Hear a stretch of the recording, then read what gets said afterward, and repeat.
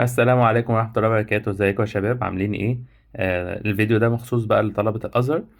لأن احنا اكتشفنا كده من شوية إن امتحان الأزهر هو بدري أكتر ما احنا متوقعين.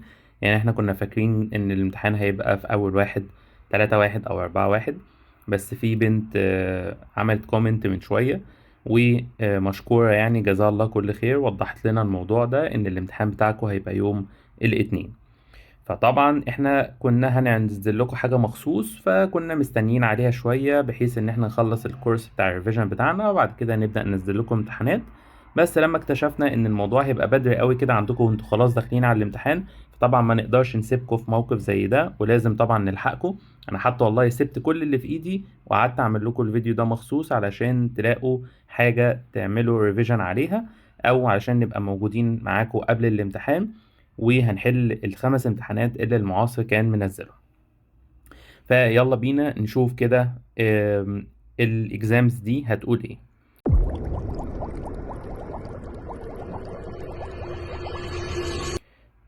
اول سؤال بيقول ان the number of orbitals بتاع 3D sublevel is. طبعا اي orbital، ال number of orbital اللي هي عدد البوكسات، اللي هي الدي هيبقى فيها كام orbital؟ الدي هيبقى فيها 5 orbital. طب الكلام ده هيفرق هي 5D ولا 3D ولا 4D؟ لا، هو مش هيفرق اي حاجة، المهم ان هي دي، وطالما هي دي يبقى اكيد هتكون 5 orbitals اللي هما الخمس بوكسات اللي انت كنت بتشوفهم بالشكل ده. طب الكلام ده ينطبق على مين؟ على اي دي عندك، سواء 3D او 4D او 5D، اي دي. طب بالمرة بقى نراجع الباقي.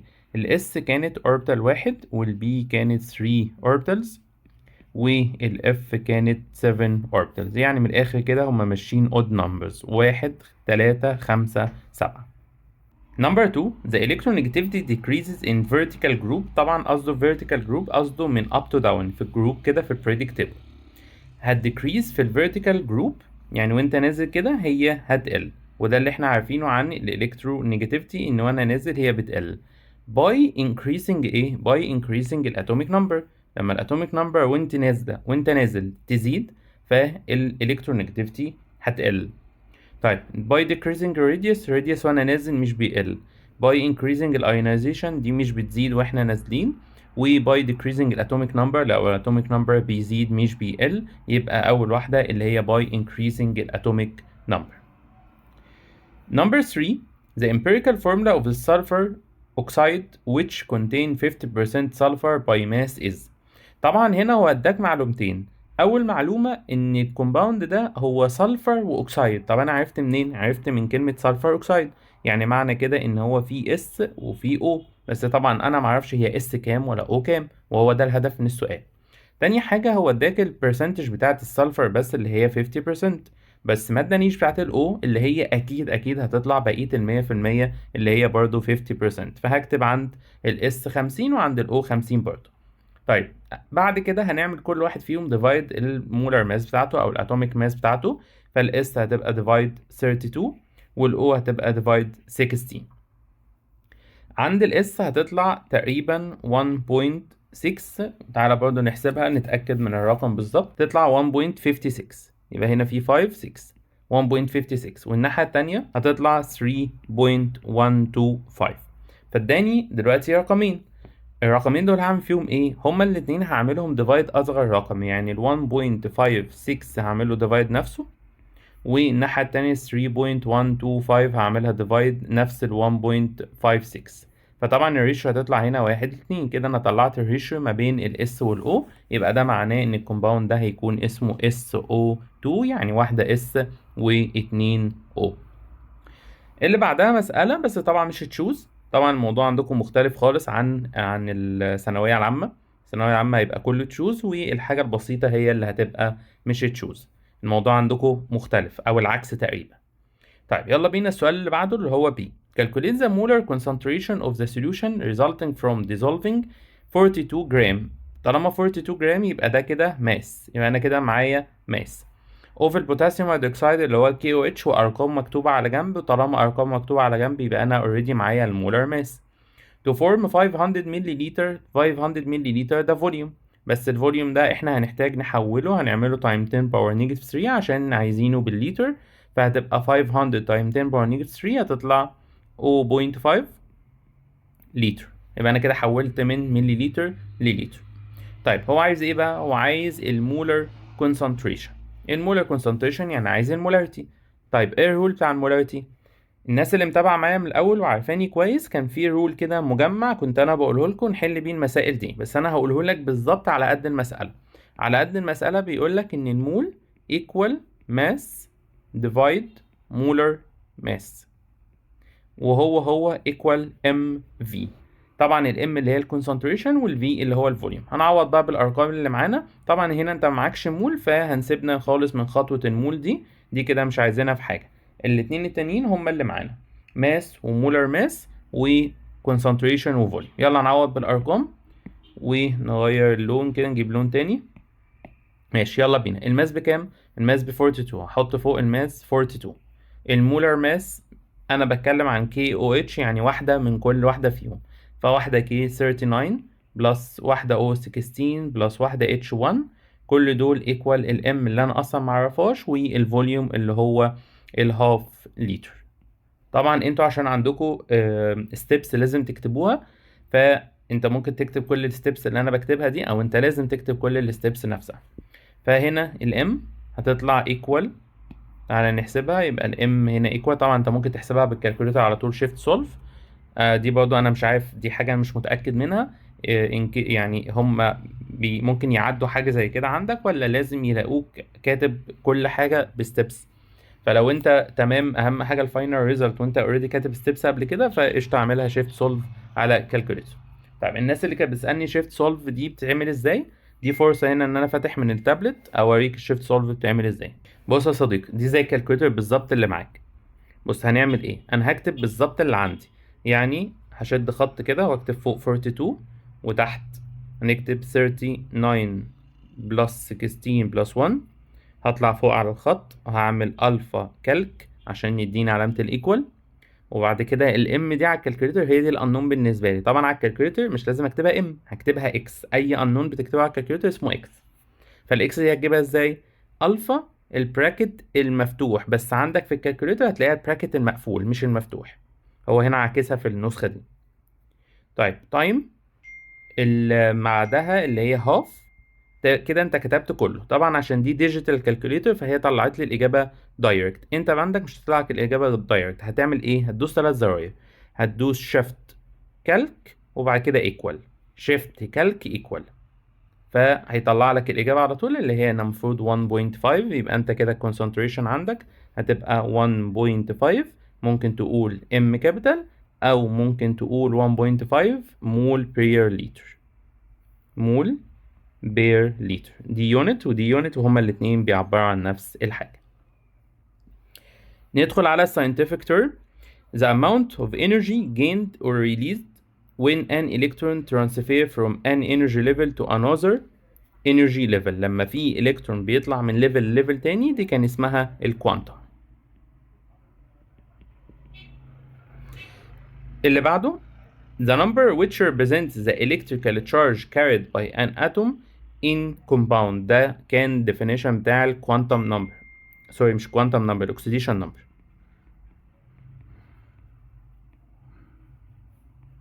اللي هو اخر درس خالص في المنهج عندك.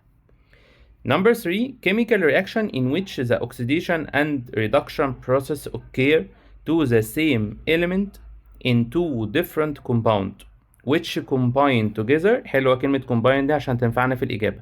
which combine together to form a product with intermediate oxidation state. ده كان اسمه ايه؟ احنا في نفس الدرس بتاع الاكسيديشن نمبر ده كان عندنا كلمتين كده شكلهم غريب. واحدة اسمها disproportionation، واحدة اسمها comproportionation. اللي هو بيقول عليه ده ان في اتنين element اتجمعوا مع بعض، او هما الاتنين عملوا رياكشن مع بعض وادوني كومباوند واحد او element واحد الاكسيديشن نمبر بتاعته مختلفة. يعني ايه؟ عشان انا متأكد ان انت دلوقتي مش فاهم حاجة. تعالى اديك اكزامبل. دلوقتي لما اقول لك مثلا ان H2S هيرياكت مع SO2 علشان الناحية التانية يدينا 3S ومعاها 2H2O. ركز لي هنا مع الاس، مش هنا كان في اس. تعالى نعملها بالهايلايت. هنا كان في اس، وهنا كان في اس تانية زيها اللي هي دي، يبقى هنا في اس وهنا في اس تانية. الاس دي والاس دي هما الاتنين عملوا ايه؟ واحد حصل له اوكسيديشن وصب عند الاس دي، والتاني حصل له ريدكشن وصب عند الاس دي. فهو ده اللي هو حكى لك في السؤال.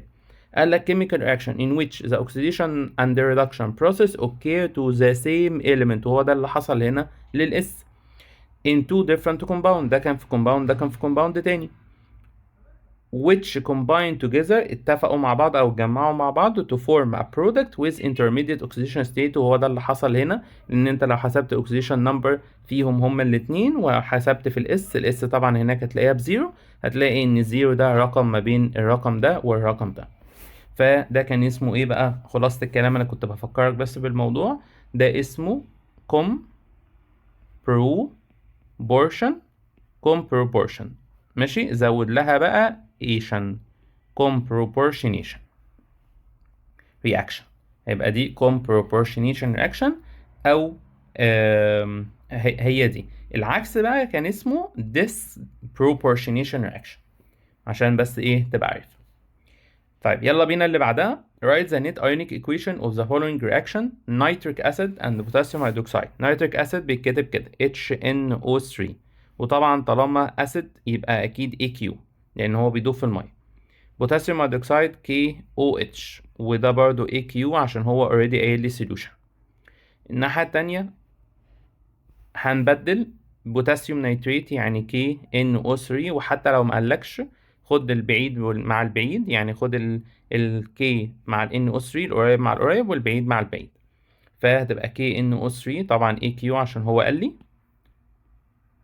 ان هو solution. كلمة solution دي معناها AQ، وبلس ووتر، وطبعا مش محتاج يقولك ان الووتر ليكويد. طبعا النيت ايونيك ايكويشن انت هتفك البوزيتيف والنيجاتيف، فانت هتكتب له الاجابه كده بالظبط، ان ال HNO3 هتتفكك ل H بوزيتيف بلس NO3 نيجاتيف، ال KOH K بوزيتيف بلس OH نيجاتيف. الناحيه التانيه ال K بوزيتيف بلس NO3 نيجاتيف، وال H2O هتفضل زي ما هي مش هتتفك علشان هي already liquid. وبعد كده هتكنسل اللي زي بعضه من الناحيتين. طبعا اي حاجة موجودة في الناحيتين هنكنسلها مع بعض، يعني انت هنا هتلاقي الكي مع الكي هنطيرهم مع بعض، ال NO3 مع ال NO3 هنطيرهم مع بعض، فهيبقى لنا ال H بوزيتيف من الجزء الاولاني مع ال OH نيجاتيف، فالناحية التانية يبقى H2O. هنكتب بس الفيزيكال ستيت تحتها ان دي ليكويد، وده AQ وده AQ برضه. يبقى انت كده كتبت النت ايونيك ايكويشن اللي انا مبروزها لك دي. طبعا بالمره كده عشان تبقى فاكر اللي احنا طيرناه ده اسمه spectator ions، ماشي، عشان ان كيس ان هو سألك عليهم، واكيد هيسألك عليهم كمان شويه، لو مش في الامتحان ده اكيد في امتحان تاني. طيب يلا بينا نخش على السؤال الثالث. correct the underlined part. Schrödinger formulated the uncertainty principle. طبعا ما كانش شرودنجر، كان هايزنبرج. هايزنبرج اللي هو قال it's impossible to determine the location or velocity of electron at the same time. Number 2, the sixth period in the periodic table contain 5 type من element. احنا اصلا ما عندناش 5 type من element، احنا عندنا 4 بس، والبيريود الستة فيها ال 4 type كلهم، فدي هتبقى 4. طب مستر مين هما ال 4 type؟ ال 4 type يا حبيب قلبي اللي هو ال representative element والنوبل جاز والمين ترانزيشن والانر ترانزيشن. Number 3, the volume of 14 جرام من ال N2 جاز at STB equal الرقم ده. طبعا هو معاك جرام ومعاك STB، فهنعمل ايه؟ هنروح للقانون الجميل بتاعنا ان الماس ديفايد المولر ماس equal هنا طبعا في فوليوم، فيبقى في فوليوم اوف جاز ديفايد 22.4، لان احنا شغالين STB. لو كنا شغالين RTB كنا هتشيل ال 22.4 تحط مكانها 24. طيب يلا نعوض بالحاجات اللي احنا عارفينها.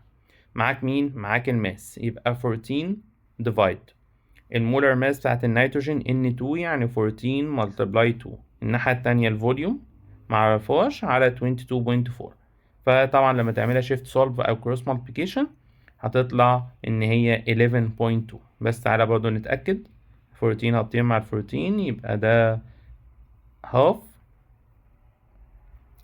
time 22.4 هيطلع 11.2 زي ما قلنا. calculate the oxidation number of the following element. الأكسجين جوه ال OF2. طبعا هنا الأكسجين مع ال F هو كان exception. عشان أحسبه لازم تروح تحسبه عن طريق ال F اللي جنبها، ما تروحش لل O تقول له أنت بكام يا O، لا احسبها عن طريق ال F اللي جنبها. طب ال F بكام؟ ال F دايما بنيجاتيف 1 وملهاش أي exception. طيب يبقى هاجي عند ال F كده أكتب فوقها نيجاتيف 1، بس دول 2 F يبقى هكتب فوقها نيجاتيف 2 عشان دول 2 F. ده نيوترال كومباوند، يعني نصه اليمين لازم يبقى زي نصه الشمال، يبقى معنى كده ان نصه الشمال هيبقى بوزيتيف 2، يبقى الاكسجين هنا ببوزيتيف 2. طبعا لو عايز تعمل الكلام ده بستبس اكتر ممكن تعملها ايكويشن، تعملها ان الاو اللي هي الاكس يعني بلس 2f equal 0، لان ده نيوترال كومباوند، فبالتالي هتعوض عن الاف بنيجاتيف 1 هتبقى x بلس 2 تايم نيجاتيف 1 equal 0، هتودي الاكس الناحية التانية او الاتنين الناحية التانية هتطلع ب 2، يبقى كده الاكس هتطلع ب 2. انا كده حلتها لك بالطريقتين، بس الطريقة اللي فوق دي ده حل معتمد، يعني المعاصر نفسه بيحل كده. نمبر 2 المنجنيز الام ان جوه الام ان او 4 هنعملها بنفس الطريقة. الاو بكام؟ الواحدة بنيجاتيف 2. بص وانت بتحسب هتحفظ ان الاو بنيجاتيف 2 والاتش والكي والان اي كل دول ببوزيتيف 1، ودول اكتر اربعه هيعدوا عليك وانت بتحل. اوكي الكي بوزيتيف 1 هكتب فوقها بوزيتيف 1، الاو الواحده بنيجاتيف 2 وهم 4 يبقى هكتب فوقها نيجاتيف 8. طيب احط كام بقى عند الام ان علشان التوتال يطلع بزيرو؟ فهنعملها ازاي دي؟ هنحط فوق هنا بوزيتيف 7. طب مستر انت جبت البوزيتيف 7 دي منين؟ هقول لك تعالى ايه نعملها كده بثلاث طرق. هنا كده في ثلاث طرق ممكن يخليك تعرف ان هنا الام ان بوزيتيف 7. تعالى ايه نقول اول واحده هتعمل ايه؟ هتمسك الكالكوليتر بتاعتك هتكتب الواحد والنيجاتيف 8 على الكالكوليتر، فانا همسك الكالكوليتر اهو ادي 1 بلس نيجاتيف 8 يطلع كام؟ يطلع نيجاتيف 7، تقوم قالب التشارج وحاططها هنا بوزيتيف 7. ادي اول طريقه يا معلم. طيب الطريقه الثانيه ايه هي؟ ان انت تعملها ايكويشن، ما هو التوتال بتاع دول لازم يطلع بزيرو، فبالتالي انا هعملها كده، هعملها ان بوزيتيف 1 بتاعت الكي بلس الام ان اللي انا معرفهاش بلس 4 او يعني 4 تايم نيجاتيف 2، كل دول لازم يطلعوا ايكوال 0. اشتغلها بقى ماثيماتكس هيطلع لك ان الام ان هنا ببوزيتيف 7. طيب ادي ايه كذا حاجه. طيب يلا بينا اللي بعده. give reason for each of the following. الدول nature او الالكترون has dual nature. يعني هنا بيقول لك هو ليه الالكترون عنده dual nature؟ طبيعه مزدوجه. ايه هي الطبيعه المزدوجه بتاعت الالكترون؟ هتقول له ان because الالكترون is negative particle او negatively charged particle and have wave property. هو negatively charged particle وعنده wave property. Number 2 the first ionization potential of a noble gas is very high. يعني ايه اصلا ionization potential؟ الايونيزيشن potential اللي هي الانرجي اللي انت بتحتاج تديها للاتوم علشان الاتوم دي تلوز الكترون. طب هي امتى بتبقى very high؟ بتبقى very high لما الاتوم دي تكون الالكترون ده عزيز عليها او هي محتاجه الالكترون ده، او الالكترون ده مخليها ستيبل وكومبليتلي فيلد. وهو ده اللي بيحصل في حاله النوبل جاز. النوبل جاز مثلا لو انت جبت اي حد زي النيون، اي حد من نوبل جاز مثلا وجيت وزعته هتلاقيه 1s2 2s2 2b6، فانت كده الليفل نمبر 2 عندك مليان في 2 و6، فكده الليفل كله فيه 8. فبالتالي لما انت تيجي تروح للنيون تقول لها اديني الكترون من عندك، الالكترون ده هو اصلا اللي مخليها كومبليتلي فيلد. يعني انت عشان تكسر لك الكومبليتلي فيلد سب ليفل او الليفل اللي عندها، فهي لازم تطلع او تكسر الالكترون او تكسر السب ليفل ده وتطلع منه الكترون. بمعنى ايه؟ تعالى اوضحها لك اكتر عشان لو انت مش فاهم. النيون ده وزعها توزيع اعدادي، مش انت كنت بتوزعها في اعدادي 2 8؟ مش ال 8 ده كده كومبليتلي فيلد؟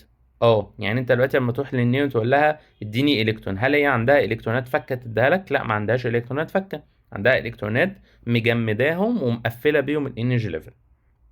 فبالتالي ايه اللي هيحصل؟ هتطلب منك رقم كبير قوي علشان انت رايح تاخد منها الكترون، الالكترون ده مخليها ستيبل. طيب فليه بقى هتطلب رقم عالي؟ هتقول لي علشان او day 2 breaking up a completely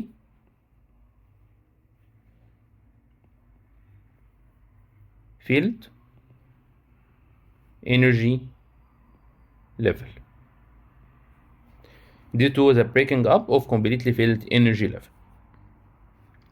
Number 3 the effective nuclear charge دي اللي كان اسمها ZEF لو انت مش فاكر is always less than the charge of the nucleus. ليه ال effective nuclear charge دايما اقل من التشارج بتاعت النيوكليوس؟ لان هو دلوقتي اللي بيخليها اقل ان في energy level بيبقى ما بين الالكترون اخر الكترون وما بين النيوكليوس نفسها. يعني انت مثلا عندك ايه، ادي النيوكليوس هنا وادي في انرجي ليفل، وهنا مثلا في اخر الكترون مثلا واقف هنا. فدلوقتي البوزيتيف تشارج اللي جوه النيوكليوس مثلا لو هم مثلا 10 بروتون فور اكزامبل، ال10 بروتون دول هل كلهم بيأثروا على آخر إلكترون؟ يعني هل قوتهم الفعلية واقعة على آخر إلكترون ده؟ هتقولي لأ. ليه؟ لأن في انرجي ليفل في النص هنا 2 و8 اتملوا، فبالتالي الانرجي ليفل اللي في النص حجزت قوة النيوكليوس أو قوة البروتون عن آخر إلكترون إن هي توصل لآخر إلكترون. فبالتالي قوة النيوكليوس الفعلية ما بقتش هي بقت قلت شوية. ماشي؟ طيب دي هتقولها له إزاي؟ هتقول له due to the screen effect of the inner نمسحها of the inner energy levels. يعني ايه الكلام ده؟ يعني الانر انرجي ليفل اللي انا معلم عليهم دول بيعملوا حاجز، الحاجز ده بنسميه screen effect. فهتقول له due to the screen effect of the inner energy level which decrease the actual charge of the nucleus أو actual attraction force of the nucleus. أي حاجة. لو عايز تكتفي بالإجابة دي تمام برضه. طيب number B show by balanced symbolic equation the zinc oxide is amphoteric oxide. هنا يا صديقي انت لازم تكتب له 2 equation بتقول له فيها ان هو يشتغل اسيد، وايكويشن تانية بتقول له ان هو يشتغل فيها بيز. يعني ايه؟ تعالى نعمل الاتنين. ادي زنك اوكسايد هتخليه مرة يرياكت مع HCl، ومرة تانية ادي زنك اوكسايد هتخليه مرة يرياكت مع NaOH. طبعا في الايكويشنز انت لازم تكتب الايكويشن بالانسد ولازم تكتبها مظبوطة. اول واحدة الزد ان والCl ادينا ZnCl2. طبعا البعيد خد البعيد والقريب هياخد القريب يعني H2O. في البيز مع يعني الزنك اوكسايد مع البيز مش هيحصل ده. Na هتاخد كل اللي هناك، Na هتاخد ZnO كلها، فبالتالي يبقى اسمه Na2ZnO2 ومعاه H2O. هتقول لي بس يا مستر دلوقتي الحاجات دي كلها ما دخلتش رياكشن، انت كاتب Na2 واللي دخلوا Na واحده. اقول لك صح، بس ده ايه هنظبطه في البالانس.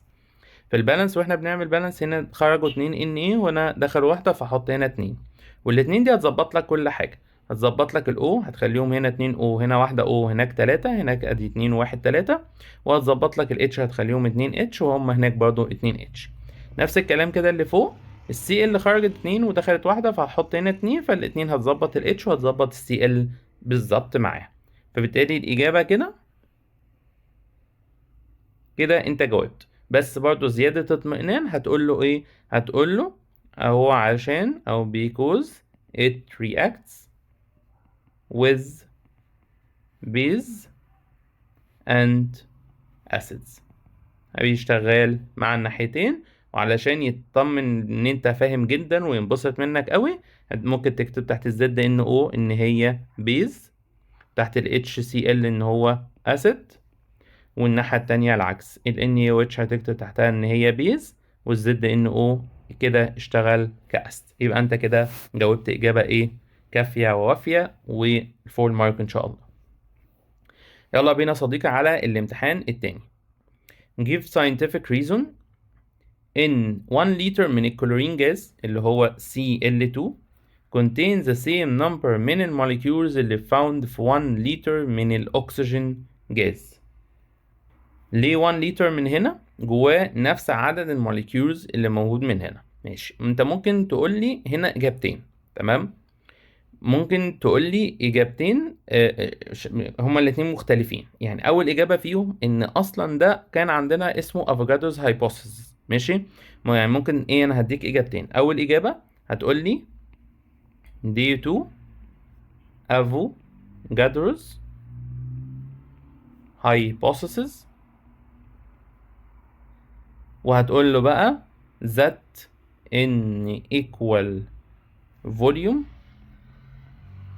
of different gas أو gases contain the same number of الموليكيولز. ماشي، خط بس طالع صعب شوية بس عشان أنا إيه بكتب في حتة ضيقة. دي أول إجابة. الإجابة التانية إن تقول لي إن هما الاتنين، طالما هما الاتنين نفس الموليكيولز، يبقى هما الاتنين نفس المول. يعني هما الاتنين عندهم نفس العدد من المول، عشان كده هما الاتنين عندهم نفس العدد من الموليكيولز. فممكن تقول لي because they have the same number of المول. وطالما المول قد المول يبقى الموليكيول قد الموليكيول. كده عندك اجابتين براحتك، عايز تكتبهم هما الاتنين تمام، عايز تكتب واحدة فيهم تمام. طبعا ايه الاحوط، اكتب هما الاتنين. Number 2 the evolution of the hydrogen gas at the anode during the electrolysis بتاعة المولتن CaH2. حلو السؤال ده. CaH2 ده لما انت جيت تيجي تحسب الاكسيديشن نمبر بتاعت ال H فيه، يعني تعالى نعملها كده CaH2. ال Ca ده ميتال ماشي، وواقف في جروب 2A، فبالتالي الاكسيديشن نمبر بتاعته هتبقى بوزيتيف 2. الناحية التانية الهيدروجين هيبقى نيجاتيف 2، فنيجاتيف 2 دول بتوع 2 H، فنيجاتيف 2 ديفايد 2 تطلع الواحدة بنيجاتيف 1. يبقى كده الهيدروجين هنا جوه الكومباوند الاكسيديشن نمبر بتاعته بنيجاتيف 1.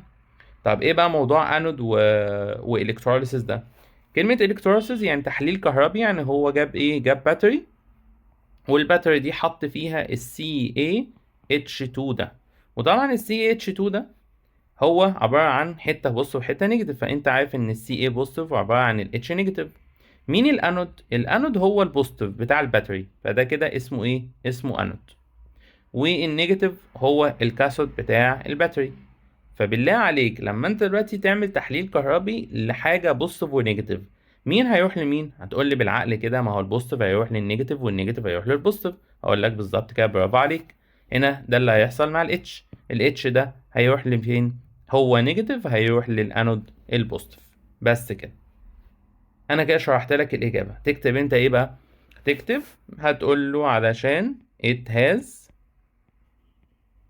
negative 1 oxidation number. بص الإجابة أتفه من الشرح بكتير. عنده negative 1 so it attracted to the anode اللي هو البوزيتيف لو أنت عايز تكمل. إنما لو أنت رسمت له الرسمة دي أصلا أو حتى عملت له الحتة دي ووضح له إن هي نيجاتيف وكتبت له إن هو negative 1 oxidation state، هيعرف على طول إن أنت فاهم. What is the scientific concept؟ رقم 1 the type of the oxide of the A is of element A16. مين element A16؟ لو رحت بصيت في البريدكت تيبل هيطلع ال S16. ايه التايب بتاعت الاوكسايد بتاعه؟ التايب بتاع الاوكسايد هتقول ان هو acidic اوكسايد. طيب التانية principal energy level that does not receive any excited electron. principal energy level that does not receive any excited electron، يعني ما ينفعش الالكترون يبقى excited ويطلع يقعد فيه. اكيد ده مين؟ ده الكي او الفيرست انرجي ليفل.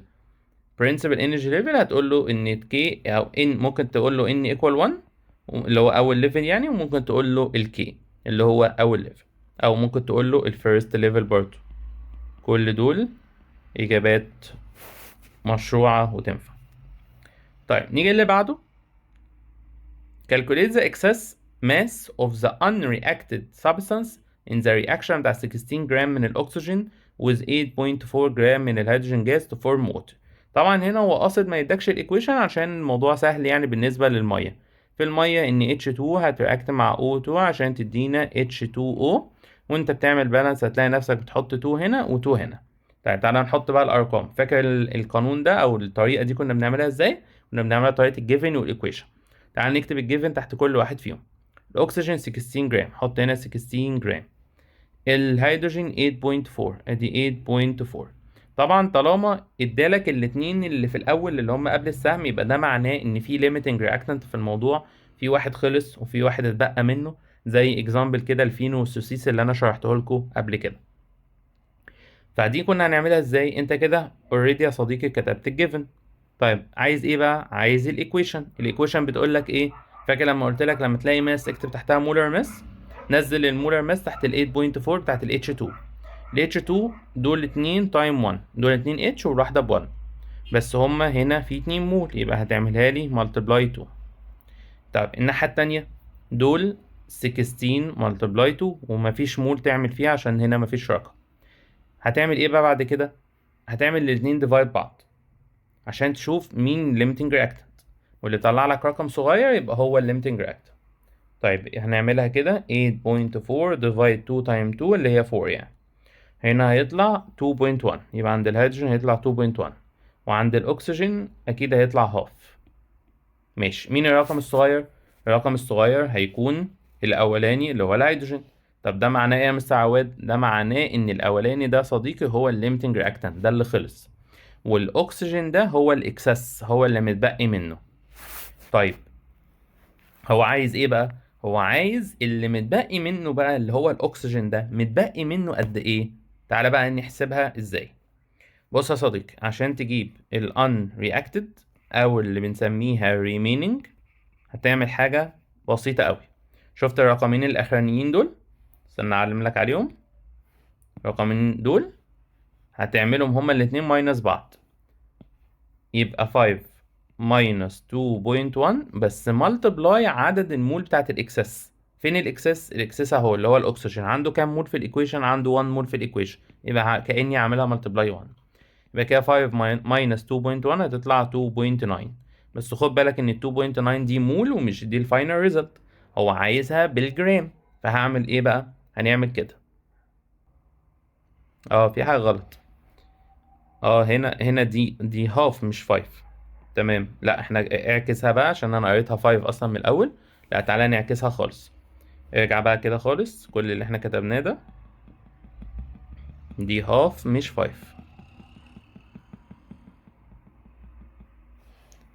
ماشي، يبقى نرجع هنا تاني نشيل دي، هي هتبقى العكس. هتبقى الاكسجين هي الليميتنج رياكتنت، الاكسجين هي الليميتنج رياكتنت والهيدروجين هي الاكسس. تمام.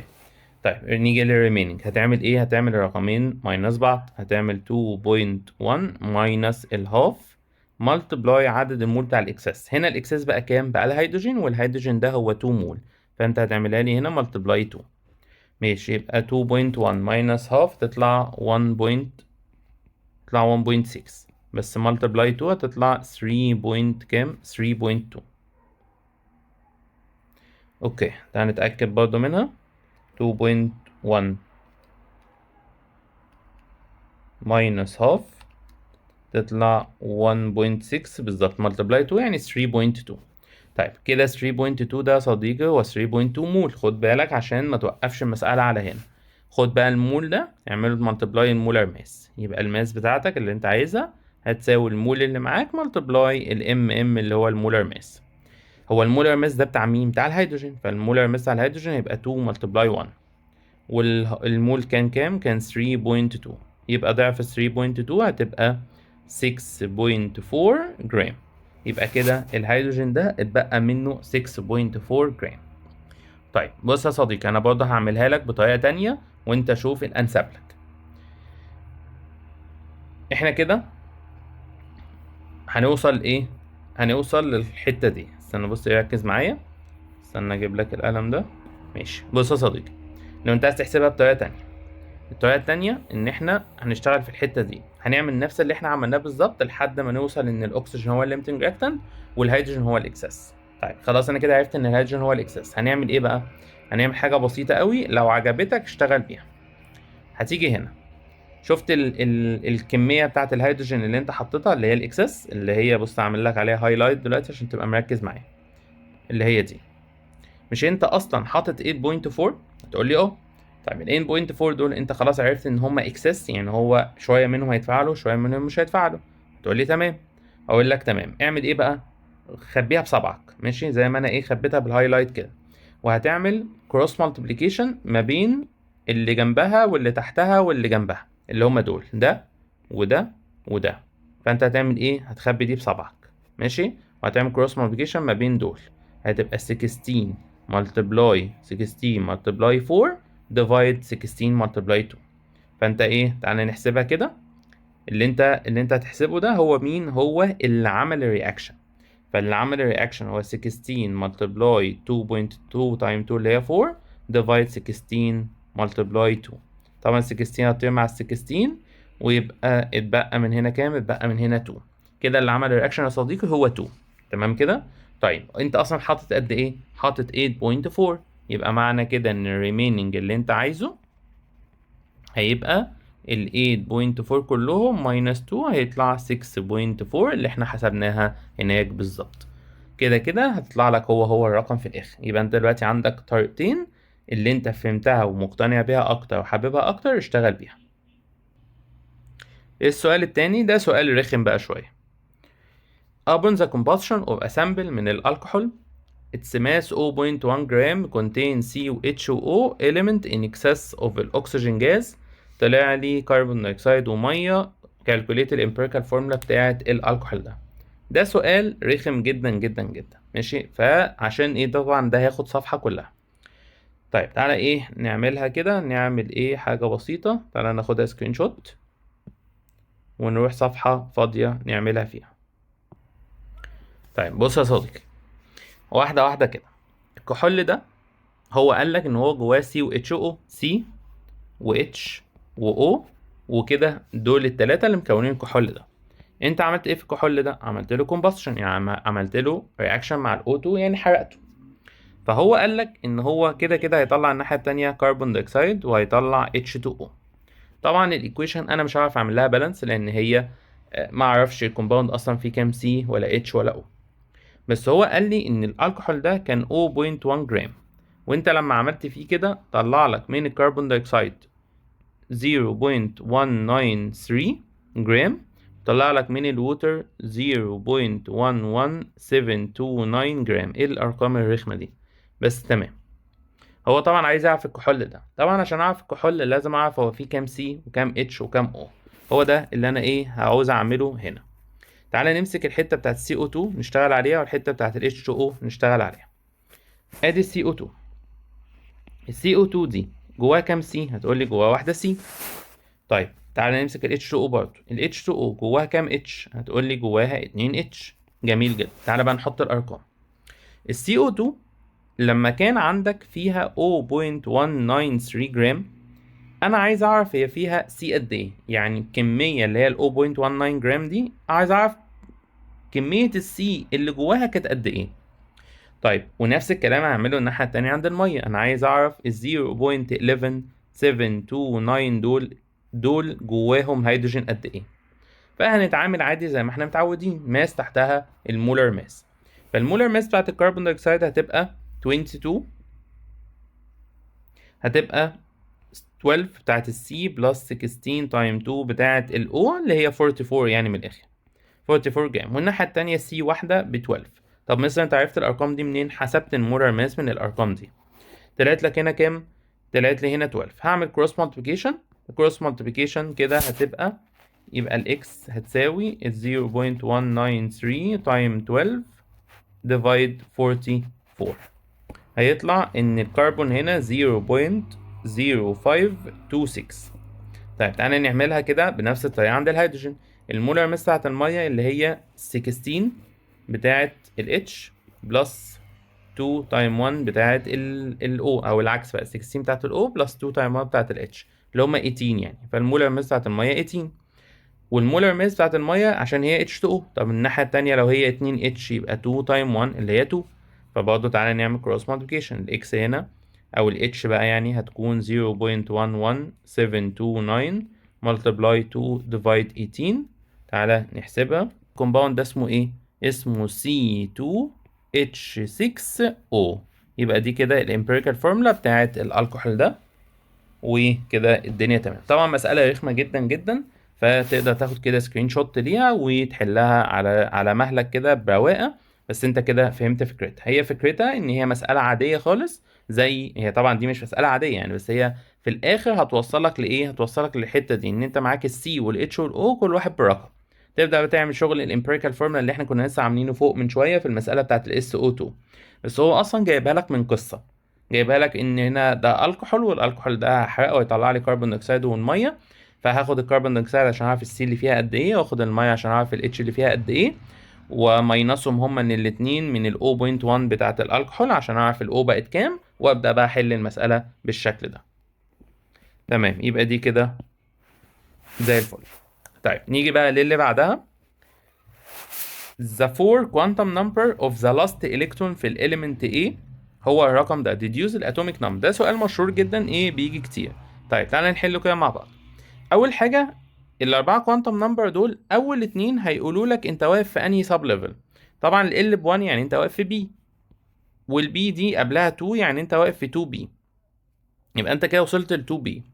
طيب الاتنين التانيين دول هيجاوبوا لك سؤال هو البي فيها كام الكترون، اخر سب ليفل اللي انت وصلت له ده فيه كام الكترون. فتعالى نرسم بقى البي. مش البي هما تلاتة اوربيتال او 3 بوكس. انا عايز اخر واحد فين؟ اخر واحد واقف في البوكس اللي اسمه زيرو وباصص لتحت. طب فين البوكس اللي اسمه زيرو؟ اللي في النص زيرو وشمالك نيجاتيف 1 ويمينك بوزيتيف 1. فدايما اللي في النص هو اللي زيرو. فانا كده عايز اخر واحد واقف في النص وباصص لتحت. فده معناه ان انت عندك هتملى بقى لحد ما توصل لان اخر واحد يبقى باصص لتحت. 1 2 3 4 5، وادي كده اخر واحد فعلا بقى باصص لتحت وواقف في البوكس اللي في النص. كده البي فيها كام الكترون عندك؟ فيها 5. يبقى انت هتوصل ل 2 بي 5. املى بقى من الاول عادي 1s2 2s2 2b5. يبقى انت كده عملت 9 الكترون، يبقى الاتوميك نمبر بتاعتك equal 9. which of the following loses electron. ماشي، يعني ايه lose electron؟ يعني هو ده اللي حصل له oxidation. كلمة lose electron يعني حصل له oxidation. طيب هنا احنا هنركز على مين؟ هنركز على الCl وهنركز على الCr. الCl كان 0 وبقى كام الناحية التانية؟ بقى Cl نيجاتيف، يعني بقى نيجاتيف 1. ما هو ده كده حصل له ريدكشن، ده ما خسرش الكترون، ده رقم قل من 0 لنيجاتيف 1، يبقى ده كده ريدكشن. مين اللي مليون في المية حصل له اوكسيديشن؟ هو السي ار بوزيتيف 3. من السي ار بوزيتيف 3 للناحية التانية ده حصل له اوكسيديشن. هتقول لي بس يا مستر انت عرفتها عشان انت مدرس وانا مش هعرفها، فيا ريت تقول لي هي جت ازاي. تعالى اقول لك هي جت ازاي. السي ار على ايدك الشمال بكام؟ هنا شايله بوزيتيف 3، يبقى انت سي ار هنا بوزيتيف 3. طب بالنسبه لل2 دي ولا كانك شايف. طيب السي ار الناحيه التانيه اعملها ايكويشن بقى. اعملها ايكويشن او اعملها شيفت سولف وريح دماغك. بص انا هعملها شيفت سولف ازاي؟ مش انا عارف ان الاو بنيجاتيف 2 ودول 2 سي ار، يبقى انا هعملها كده 2 سي ار اللي انا معرفهاش بلس 7 او 7 تايم نيجاتيف 2 عشان عارف ان الاو الواحده بنيجاتيف 2 ايكوال نيجاتيف 2 عشان دي اللي تشارج اللي عليهم كلهم. هتمسك الكالكوليتر بتاعتك الجميله وتعملها شيفت سولف او تحلها ماثيماتيكالي. هتلاقي ان السي ار هنا عندك بكام؟ ب6. يبقى كده السي ار كانت بوزيتيف 3 بقت بوزيتيف 6. يبقى كده ايه اللي حصل؟ حصل اوكسيديشن لان الرقم بتاعك زاد. يبقى اللي حصل له اوكسيديشن هو السي ار بوزيتيف 3. طبعا نفس السؤال ده ممكن يمنشنه لك ويقول لك بدل ما يقول لك مين اللي عمل لوز الكترون، يقول لك مين هو ريديوسنج ايجنت اللي هو حصل له اوكسيديشن، فهتختار برضو نفس السي ار بوزيتيف 3. A completely filled sublevel becomes saturated by a number of electron equal A. completely filled sublevel. السب ليفل بيتملي بكام الكترون؟ بيتملي ب 2 ال بلس 1. طب ايه ده انت عرفتها ازاي؟ تعالى عوض عن اي رقم للسب ليفل. يعني مثلا عندك البي مثلا، تعالى البي، مش البي دي ال بتاعتها ايكوال 0 ايكوال 1؟ هتقول لي طب البي بتشيل كام الكترون؟ هتقول لي بتشيل 6 الكترون. اقول لك تمام حلو قوي، خد بقى ال اللي ب 1 دي عوض بيها هنا. تعالى نعوض بيها هنا. ادي 2 تايم 2 تايم 1 عوضت عن ال ب 1 بلس 1. البراكت ده ب3 تايم 2 ب6. ايه ده طلع ب6 اهو فعلا. يبقى الرول دي بتقول لي السب ليفل يقدر يشيل كام الكترون. هي الرول دي طبعا انت كده كده حافظها يعني. Number 3, the two element A و B their electron configuration ends with 3b3 و 3d5 تمام. respectively these elements are similar in that A هما الاتنين متشابهين في A.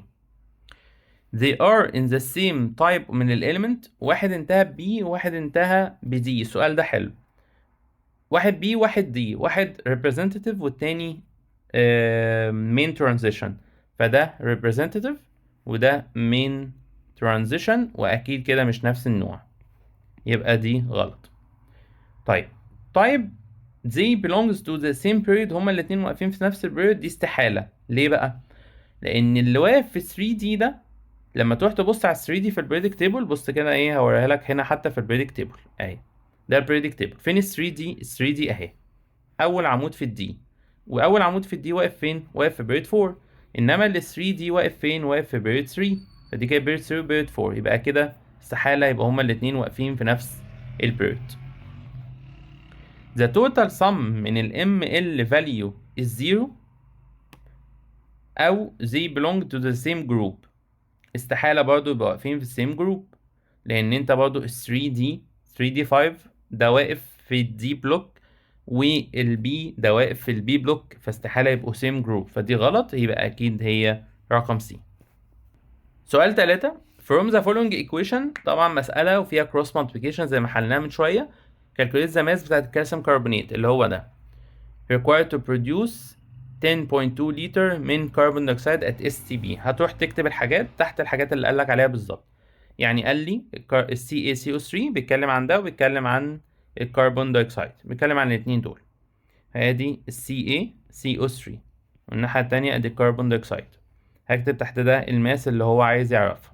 تحت الكربون دايوكسيد هكتب ال 10.2 لتر. تحت كل واحد هتنزل الحاجة اللي شبهها، يعني عندك ماس يبقى هتنزل تحتها المولر ماس بتاعت CaCO3. تعالى نحسبها. واحدة Ca40 واحدة C12 و3 O يعني 16 multiply 3، ده كله كده يطلع 100. فده كده هنكتب هنا 100 جرام. الناحية التانية طالما فوليوم هنكتب تحتها 22.4 عشان ده فوليوم. خد بالك ان لو اي حد فيهم عنده كذا مول في الايكويشن، يعني هنا مثلا لو كان في 2 مثلا كنت عملت هنا ملتبلاي 2، هنا لو كان في 3 كنت عملت هنا ملتبلاي 3، بس طبعا لا ده موجود ولا ده موجود فمش هنكتبه. وهتعمل بقى براحتك خالص، يا اما شيفت سولف يا اما كروس مالتيبيكيشن. لو هتعملها شيفت سولف انا خلاص علمتك ازاي، لو هتعملها كروس مالتيبيكيشن يبقى ده تايم ده ديفايد ده. دي مش تشوز، فكده محتاجين نطلع رقم. هتطلع الإجابة بتاعتك الماس ب 45.5 جرام. دي كده الفاينل ريزلت. complete the electron configuration of manganese ion in ال MnSO4. طب ده سؤال مركب، ده حتتين مع بعض. ليه حتتين مع بعض؟ عشان انت اولا محتاج تعرف ان المنجنيز هنا بكام كاكسيديشن نمبر، وتاني حاجه تكتب الالكترون كونفيجريشن بتاعته. المنجنيز هنا بكام؟ يبقى ال SO4 على بعضها بنيجاتيف 2، فانت ممكن تكتب فوق ال SO4 نيجاتيف 2. يبقى اكيد فوق ال MN بوزيتيف 2 لان ده نيوترال كومباوند، يعني نصه اليمين لازم يطلع زي نصه الشمال. فكده انت عرفت ان ال MN بوزيتيف 2. تعالى بقى نعمل الالكترون كونفيجريشن بتاعت ال MN العاديه اللي هي 25، وبعد كده نشوف بتاعت بوزيتيف 2. 25 هوزعها لأقرب نوبل جاز اللي هو أرجون 18، وبعد كده 4s2، وبعد كده 3d5. كده انت عملت الأرجون العادية، بس هو عايز أرجون بوزيتيف 2، فهنعمل ايه؟ حط هنا فوق بوزيتيف 2. بوزيتيف 2 دي هتخليك تشيل مين؟ هتخليك تشيل الأربعة أو ال 4s2، فبالتالي هتبقى هي دي الإجابة بعد ما شلت الايه 4s2. يبقى الإجابة بتاعتك هتكتبها من غير ال 4s2. يبقى كده نمسح دي، نمسح بقى ال 4s2 دي خالص ولا كأنك شايفها، وما تسيبش السبيس ده، قربهم كده من بعض. خلاص انت كده كتبت الإجابة. يعني دي كده الفاينل ريزلت بتاعتك. The elements of group A in the periodic table, the third ionization potential of each of them increase significantly، يعني بشكل ملحوظ. التالت oxidation number او تالت ionization potential عنده رقم عالي، يعني معنى كده ان انا اشيل اول اتنين بسهولة، وطالما اقدر اشيل اول اتنين بسهولة يبقى احنا واقفين في جروب 2A. عدد الالكترون اللي تقدر تشيلها بسهولة او الرقم فيها مش هيرفع او يزيد زيادة مش طبيعية، يبقى هو ده رقم الجروب. رقم 3 a radiation with wavelength 410 nanometer in the line spectrum of a hydrogen atom indicates that the electron transfer from the energy level كام للenergy level 2. طبعا انت عندك هنا بيتكلم عن مين؟ ده بيتكلم عن الفايلوت، والفايلوت ده عشان هو اقل ويف لينس، ده الويف لينس بتاعته قليله، فعشان كده هو اعلى فريكوانسي. اعلى فريكوانسي فهو اكتر واحد بيرجع مسافه وهو راجع، فده بيرجع من الليفل الكام؟ ده بيرجع من الليفل 3 4 5 6، ده بيرجع من الليفل السادس للليفل التاني. هتقولي طب انت عرفت منين يا مستر؟ تعالى اقول لك انا عرفت منين. تعالى نجيب مثلا الكتاب كده. قصدي على الصوره دي يا صديقي. دلوقتي ادي الايرون، ادي الريد بيرجع مسافة قصيرة عشان هو عنده فريكوانسي بتاعته قليلة، لكن الويف لينث بتاعته عالية. ماشي، فبالتالي ده بيرجع مسافة قصيرة. طب انا عرفت منين من غير ما اشوف الرسمة دي ان هو راجع من الليفل السادس؟ قصده على الفايلوت. عديتهم كده كده انا راجع الليفل التاني، والريد هو اول واحد هيرجع واقصر واحد هيمشي مسافة، فده معناه ان هو واقف في ليفل 3. يبقى اللي بعديه واقف في ليفل 4، اللي بعديه 5، واخر واحد الفايلوت هيكون واقف في ليفل 6. يبقى هو كده راجع من الليفل السادس للليفل التاني. Arrange the following element descendingly according to the electronegativity. تمام، عايز electronegativity من الكبير للصغير. طيب نعملها ازاي؟ طبعا هنروح نبص عليهم في البريدكت تيبل، وانت ماشي كده في البريدكت تيبل الالكترونيجاتيفيتي بتزيد، وانت نازل الالكترونيجاتيفيتي بتقل. طبعا فيهم اتنين انت متأكد ان ده اعلى واحد وده اقل واحد، اللي هو مين؟ اللي هو الاف اعلى واحد والسي اس في الاخر اقل واحد. تعالى بقى نشوف الاتنين التانيين. عندك السي والاف، السي والاس اي. تعالى نروح للبريدكت تيبل. السي والاس اي مين عنده اعلى الكترونيجاتيفيتي؟ اكيد السي، علشان هي اللي فوق، لان وانا نازل الكترونيجاتيفيتي بتقل، يبقى كده السي هي اللي بعد الاف على طول.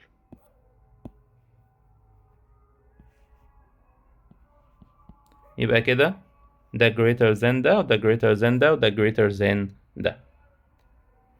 Calculate the volume of 32 جرام من السلفر دايوكسيد جاز at RTB. طبعا أول ما يقول لي RTB بنسى على طول 22.4 دي وبستخدم مكانها 24. فيبقى كده الفوليوم اوف جاز equal المول multiply 24، ده عشان قال لي RTB. طيب عايز اعرف الفوليوم بتاعت 32 جرام، يبقى هنستخدم نفس القانون اللي استخدمناه في الامتحان اللي فات، ان mass divide molar mass equal volume divide 24 عشان ده RTB. حط بقى الحاجات اللي معاك طبعا ماس ومعاك مولر ماس، شيل الماس اللي فوق حط مكانها ال 32، هنشيل المولر ماس كمان اللي تحت، يبقى فوق هنحط 32 اللي هم 32 جرام اللي هي دي، وتحت ده سلفر دايوكسيد بيتكتب كده SO2، يعني واحدة S و2 O، واحدة S و2 O، واحدة S32 plus 2O 16 multiply 2، والناحية التانية volume divide 22 divide 24. طبعا ممكن تعملها shift solve، ممكن تعملها زي ما تحب، المهم ان الفوليوم في الاخر هيطلع equal ده هنا half، يبقى هيطلع 12 لتر. دي كده الفاينل ريزلت بتاعتك. Number C.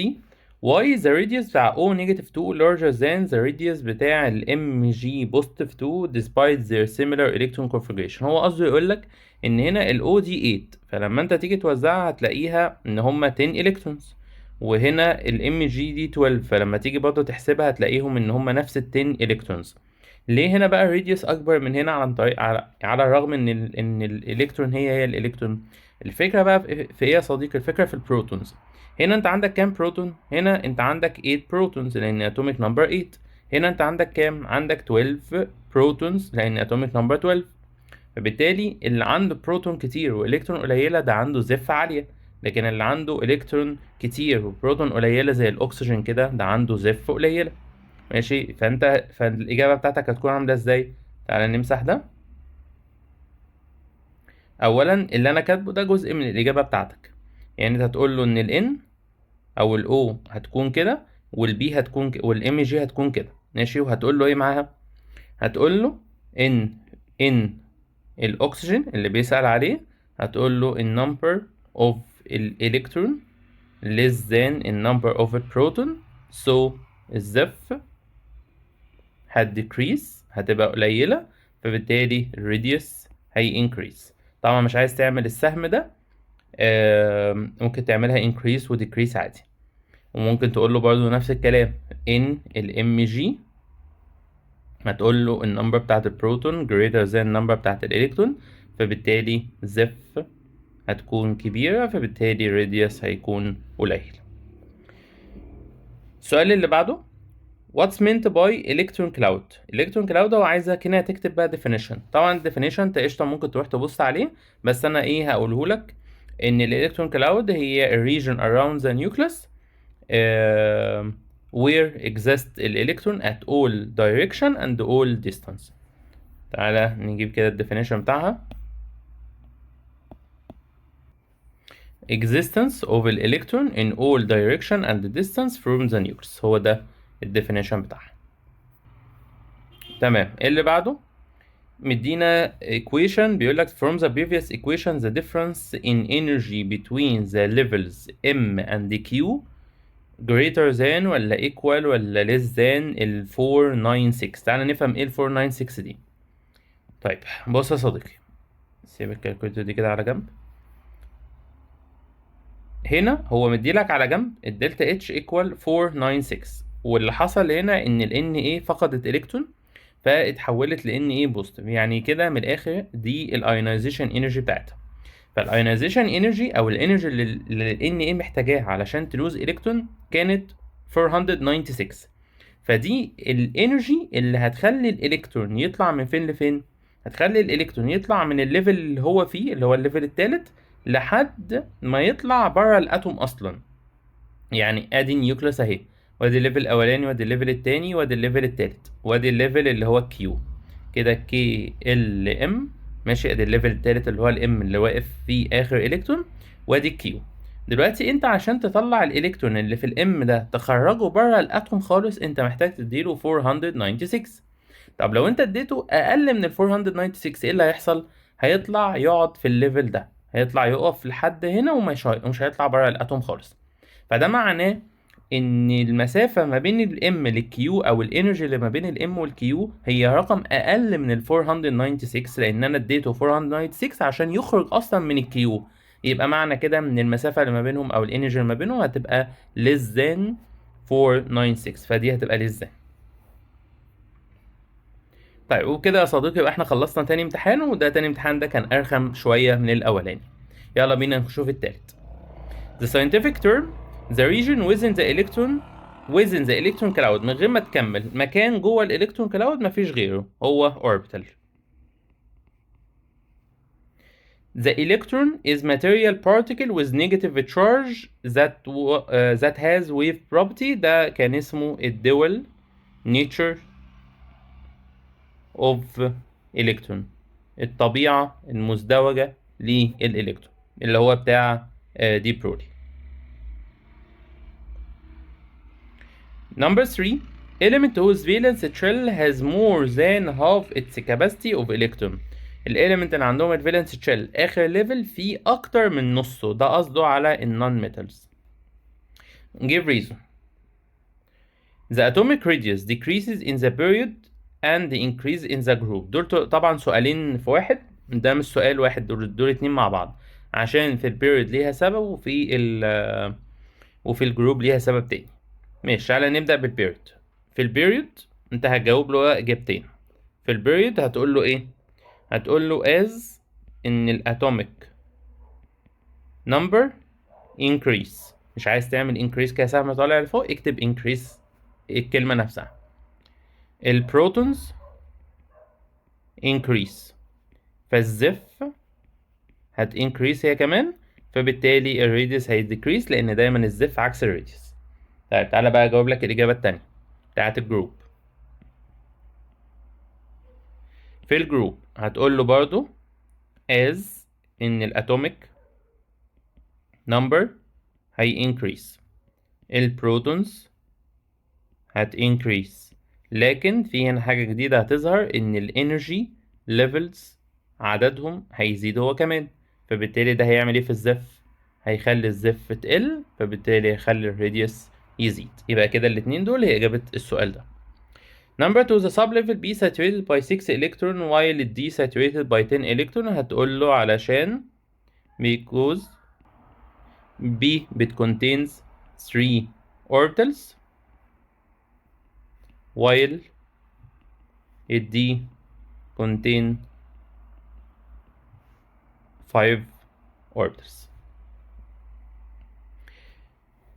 Number C calculate the oxidation number بتاعة السلفر جوه الاليمنت اللي هو سلفر element جوه ال Na2S2O3.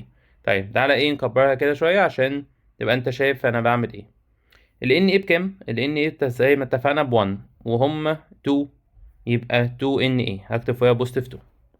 الأول واحدة بنيجاتيف 2 وهم 3، يبقى هكتب فوق نيجاتيف 6. نفس الفكرة قلتها لك من شوية. اسأل نفسك احط هنا كام علشان التوتال يبقى بزيرو؟ طبعا الإجابة هتطلع 4. او ممكن تحطها اكس وتعملها شيفت سولف. ممكن تحط هنا ايه، اعتبر ان انا معرفتش الفور دي، حط هنا اكس يبقى بوزيتيف 2 بلس الاكس بلس النيجاتيف 6 كلهم ايكوال 0. اعمل شيفت سولف وطلع الاكس.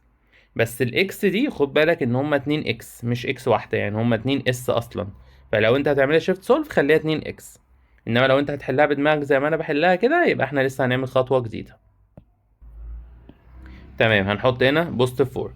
بس البوزيتيف 4 دول بتوع كام اس؟ دول بتوع 2 اس، يبقى هعمل بوزيتيف 4 ديفايد 2 اس دول، هتطلع لي ان الواحده ببوزيتيف 2. او طبعا تعملها شيفت سولف هتطلع في الحالتين ب 2. طيب اللي بعدها from the equation calculate the number of oxygen mole produced من decomposition 1 مول من بوتاسيوم كلوريت. دي سهله قوي. روح عند الحاجات وحط الجيفنز بتاعتك. هنا في 1 مول وهو هنا عايز يعرف كام مول. ماشي، حط بقى الايكويشن بتقول لك ان كام، بتقول لك ان 2 مول هيعملوا رياكشن مع او هيطلعوا 3 مول. فالاتنين بيطلعوا 3، يبقى الواحد هيطلع كام؟ اعمل بقى كروس مالتيبيكيشن او شيفت سولف. 1 times 3 divide 2، 1 times 3 divide 2 هتطلع 1.5 مول. ده كده اول واحدة. التانية the number of moles بتاعة البوتاسيوم كلوريت in 306 جرام منه. يعني ده كده، ده السؤال ده بقى بعيد عن الايكويشن اصلا، ملوش علاقة بالايكويشن. بيقول لك لما يكون عندي الرقم ده جرام يبقى هو كام مول. عادي جدا نحسبها. ادي الترانجل بتاع الماس والمول، ادي الماس الناس اللي بتحب الترانجل، وادي المول، وهنا الام ام اللي هي المولر ماس. انت معاك الماس هتعملها ديفايد المولر ماس. يلا بينا نحسب الماس على المولر ماس. الماس 306، المولر ماس واحدة كي، مالكش دعوة طبعا بالطول اللي جنبها دي، هو اسمه KClO3. واحدة كي 39، واحدة Cl 35، والواحدة O أو التلاتة O 16 multiply 3. يعني نحسبها. compare between electron affinity and electronegativity. طيب comparison، هي فيها كتابة فأنا ممكن أشاور لك عليها أسهل. هي هتلاقيها برضه موجودة في المعاصر. طيب تعالى كده أشاور لك عليها. احنا كده في صفحة كام؟ وطبعا مش حاططها هنا ككومبير، بس احنا ايه ممكن نعمل الكومبير كالآتي. إن احنا ممكن نعمل كومبير، وأول حاجة تحط الديفينيشن هنا والديفينيشن هنا بتاعة الاتنين. يعني الالكترونيجاتيفيتي دي الديفينيشن بتاعتها ability of the atom to attract the electron towards itself. دي أول definition بتاع الالكترونيجاتيفيتي. بتاعة الالكترون افينيتي هتلاقي ان هي energy released او absorbed. فين هتلاقيها؟ هنا هنا which is amount of energy changed سواء released او absorbed 1 مول من isolated gaseous atom except 1 مول من الالكترون. فده الديفينيشنز بتاعهم هما الاتنين. طيب الحاجة التانية الترم بقى، وهما انهي واحد فيهم؟ ده الالكترونيجاتيفيتي وده الالكترون افينيتي. في الالكترونيجاتيفيتي الكلام ده بيرفير بيكون relative value. relative value يعني هي value نسبية. يعني ايه value نسبية؟ هو بيقيسها بالنسبة لحد تاني، لان هو لازم يبقى التو اتوم ماسكين مع بعض. انما في الالكترون افينيتي دي مش relative value، دي energy value. دي energy value مش relative value، يعني دي energy محددة احنا نقدر نقيسها ونعرف هي كام بالظبط. الحاجة التالتة ان هو مثلا هنا ممكن نقول ان الالكترون افينيتي دي حاجة تخص الاتوم وهي single اتوم، انما هناك ممكن تخص الاتوم وهي combined اتوم. فاحفظ لك على الاقل 2 points من الاتنين دول او من التلاتة دول. نمبر 2 ميتال ونون ميتال، فده سهلة يعني انت ممكن تجاوب فيها حاجات كتير قوي. الميتال والنون ميتال، هنا ميتال هنا نون ميتال. الميتال ممكن تقول ان هما جود كوندكتور، ممكن تقول ان هنا باد كوندكتور. دي اول حاجة. الحاجة التانية هنا ممكن تقول ان الميتال بما انهم واقفين على شمال predictable فعندهم large radius، هنا عندهم small radius. ايه تاني؟ ممكن تقول ان الفالنس الكترون هنا عددهم اقل من الهاف كاباسيتي بتاعت الاوربت، او ممكن تقول ان الفالنس الكترون عندهم 1 او 2 او 3. هنا ممكن تقول ان الفالنس الكترون عندهم 5 او 6 او 7. فعندك ايه حاجات كتير قوي ممكن تقولها في الموضوع ده. طيب number B calculate the number من الكربون atom found 50 جرام من الكالسيوم كربونات. السؤال ده انت ممكن تحله بطريقتين. اول حاجه عموما لما يقول لك انا عايز اعرف الكربون اتوم كانه بيقول لك انا عايز اعرف الموليكيول، يعني لما يقول لك انا عايز اعرف اتوم كانه بيقول لك انا عايز اعرف موليكيول. طبعا مش هي بس لما تجيب الموليكيول تروح تجيب الاتوم بعدها. طيب تعالى ايه نشوف جوه الكالسيوم كربونات ده. اول حاجه الكالسيوم كربونات انت عندك منه الماس، هات المول بتاعتك، او تعالى نجيبها ازاي. تعالى نجيبها كده ان ماس ديفايد مولر ماس هتبقى ايكوال الموليكيول ديفايد افوكادروز نمبر. تمام كده القانون بتاعنا اللي احنا ايه عارفينه. ماس على مولر ماس، الماس بكام؟ ماس ب 50، ادي 50 ديفايد المولر ماس بتاعه الكالسيوم كربونات CaCO3، واحده Ca واحده C و3 O. 40 بلس 12 بلس 16 ملتبلاي 3 ودول كلهم هيطلعوا 100، فده كده يطلع هاف. وهنا الموليكيول اللي هي الاكس ديفايد افوكادروز نمبر. طب ده هيطلع كام؟ هيطلع ان عدد الموليكيولز اللي عندك equal 3.01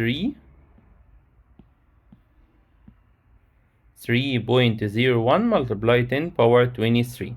ده كده ايه؟ ده كده عدد الموليكيولز اللي عندك. طب هنا بقى نسأل نفسنا سؤال، مش هو عايز يعرف الكربون اتوم؟ تروح تعد كام كربون اتوم جوه CaCO3.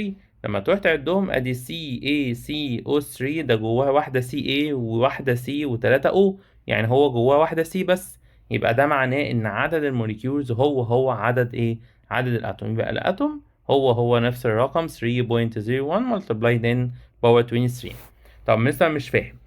ممكن لو قال لي مثلا هو عايز يعرف عدد الاكسجين اتوم، كنت ساعتها هعمل ايه؟ كنت هاخد ساعتها عدد الموليكيولز اللي احنا طلعناه ده واعمله ملتبلاي 3، لان الموليكيول اللي احنا بنتكلم عليه ده جواه 3 اكسجين اتوم، فكنت ساعتها هعملها تايم 3. طب لو قال لي عايز اعرف عدد الكالسيوم كنت هعمل ملتبلاي 1 زي السي كده بالظبط. طب لو قال لي عايز يعرف عدد الاتوم عموما وسكت وما حددش بقى كالسيوم ولا كربون، كنت هعمل ملتبلاي 5 لان ده جواه واحده Ca وواحده C و3 O، فدول 5. فانا كده قلت لك الحالات كلها. ايه البوسيبل فاليو لل لما كل n equals 3؟ n equals 3 ال ساعتها ممكن تكون 0 او ال ممكن تكون 1 او ال ممكن تكون 2. ماشي دول بس الحالات، لان ال n عمرها ما توصل لتبقى زي ال يعني الاتنين ما يبقوش قد بعض. Third questions, choose the correct answer for the following. An organic compound, its molar mass 180. If mole ratio between CHO 1 to 2 to 1 the molecular formula هتكون كام؟ طبعا دي مسألة عادية بس هو ايه عملها لك بشكل غريب شوية. انت هنا هتجيب النمبر اوف يونتس اللي هو المولر ماس اللي هو مديهولك بتاع الكومباوند كله ديفايد المولر ماس بتاعت الامبيريكال. طب ما الامبيريكال اصلا اسمها CH2O. ايه ده انت عرفت منين يا مستر؟ عرفت من ان الريشيو ما بين السي والاتش والاو يا 1:2 ادي 1:2. حط بقى المولر ماس بتاعت CH2O تحت، واحدة C ب12، 2 H ب2، واحدة O ب16، اللي تحت ده ب30 و180 على 30 يطلع 6. يبقى كده الموليكيول بتاعك اتكرر 6 مرات، يعني CH2O هتتعمل ملتبلاي 6 هتبقى C6H12O 6 اللي هي مين؟ اللي هي اول واحده دي. لا انا اخترتها غلط. C6H12O6 اخر واحده. Number 2 when 1 مول من الصوديوم كلورايد dissolved in water the total number من الاينز هيكون قد ايه؟ ال NaCl ده اسأل نفسك هو دلوقتي جواه كام اينز؟ يعني هنا ال NaCl جواه كام اين؟ تعالى ايه نفككه كده. ادي NaCl يقسمه نصين، مش دي واحدة بوزيتيف واحدة نيجاتيف؟ يعني هو جواه 2 اينز، يعني جواه واحدة Na بوزيتيف وجواه واحدة Cl نيجاتيف. فده كده هيطلع لي ايه؟ هيطلع لي ضعف افوجادرو لان هو جواه 2 اينز بس، يبقى 2 تايم افوجادرو's number. رقم 3 the electronegativity increases في horizontal period with، يعني وانت ماشي كده الايونيزيشن او الالكترونيجاتيفيتي بتزيد مع زيادة ايه؟ او مع ايه عموما؟ increasing atomic radius، لا radius وانا ماشي بيقل. decreasing atomic radius وانا ماشي radius بيقل، يبقى دي صح. decreasing الاتوميك نمبر، الاتوميك نمبر بيزيد. decreasing الايونيزيشن دي بتزيد برضه، يبقى هي decreasing الاتوميك radius. Number B write the possibilities of the four quantum number of the last electron في الصوديوم Na. صوديوم Na توزعه براحتك بقى، عايز توزعه أقرب نوبل جاز تمام، عايز توزعه توزيع عادية تمام. 2B6 3S1 فكده هينتهي ب 3S1. عايز بقى التلاتة كوانتم أو الأربعة كوانتم نمبر بتاع الإلكترون اللي واقف في 3S1 ده. 3S1 ده هو بوكس واحد وهو باصص لفوق. طيب ال N بكام؟ ال N ب 3 عشان انت واقف في 3S. طب ال L بكام؟ ال L ب 0 عشان انت واقف في S. ال ML بكام؟ ال ML بزيرو برضه عشان هو بوكس واحد واسمه زيرو، وباصص لفين؟ باصص لفوق، يبقى ال MS ببوزيتيف هاف. دول كده الأربعة كوانتم نمبر. الفيفث إلكترون في ال 3D8. ماشي تعالى نرسم ال 3D8. طبعا ال 3D8 هتوزعهم سناجل. يعني ايه سناجل؟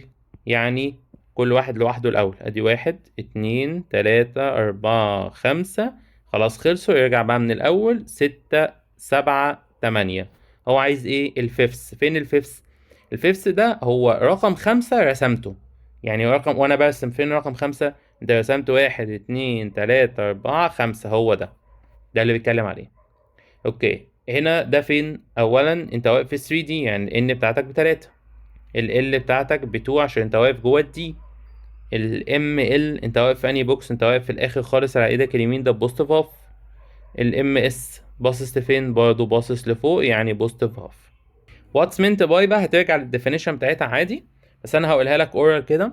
Heisenberg uncertainty principle اللي هو it's impossible to determine the velocity and the location of electron at the same time.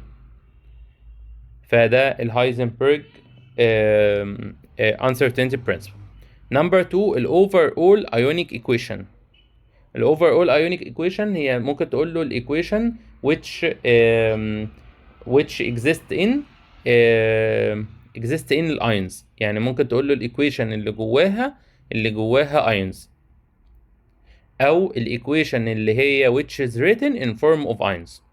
فال overall equation the equation which is written in form of ions، يعني جواها ions وانت بتكتبها. الاكسيديشن نمبر the charge of the atom او the charge that atom would have in the compound سواء positive أو negative. ده كده number 3. السؤال الرابع show by balanced equation that الصوديوم oxide is base oxide. ممكن تخليه يعمل رياكشن مع أي بيز، مع أي أسيد. بما إن A2O بما إنه بيز يبقى أكيد هيرياكت عادي مع HCl. بعيد هياخد البعيد يبقى NaCl، والقريب هياخد القريب هيبقى H2O. فهنا هيبقى 2 عشان البالانس وهنا 2 عشان البالانس. طيب السلفر ترايكسايد is acidic oxide نفس الكلام. SO3 انت ممكن على فكرة كمان تعمل له رياكشن مع المية عشان يديك اسيد اسمه H2SO4، فهو dissolved في المية طلع لي اسيد، فده كده معناه ان هو اسيد برضه، ودي كده مش محتاجة بالانس. طب انا عايز واحدة تانية، لو انت عايز واحدة تانية مثلا نتفاعل فيها كاسيد اهي، ادي SO3 مثلا مع NaOH هيدينا مين؟ هيدينا Na2SO4 ومعاها H2O. هتحط هنا 2 عشان البالانس، ويبقى انت كده already عملت عملت الايكويشن وعملت لها بالانس برضه، فدي تمام او دي تمام، واحدة بس منهم هي كافية. write the electronic configuration of the following element and show block و period و group و type، يعني من الآخر قول لي قصة حياته. ماشي. السي اس طبعا استحالة انت هتقعد توزع من الأول لحد ما توصل ل55، هنروح لأقرب نوبل جاز اللي هو زينون، وبعد كده ده 54 هو اللي بعديه على طول في 6s1. نفس الكلام هنعمله في البي، ده عادي ممكن نوزعه عادي، وممكن نوزعه برضه لأقرب نوبل جاز نيون، وبعد كده 3s2 3b 3b5. ماشي حلو أوي. تعالى نبدأ كده بأول واحد. أول واحد ده اس بلوك، ده بسم الله الرحمن الرحيم. طيب البيريود أعلى اس وصلت لها هي 6، يبقى بيريود 6. طيب الجروب، مش انت واقف في الاس فيها 1، يعني انت كده واقف في أول عمود في البريدكت تيبل خالص، ده اسمه ايه؟ اسمه 1A جروب. طيب التايب نوعه ايه؟ هتقول لي نوعه ان هو representative. التايب هنا اللي قصده عليه، قصده على نوبل ولا representative ولا main transition ولا inner transition. هو كده كان عايز كام حاجة؟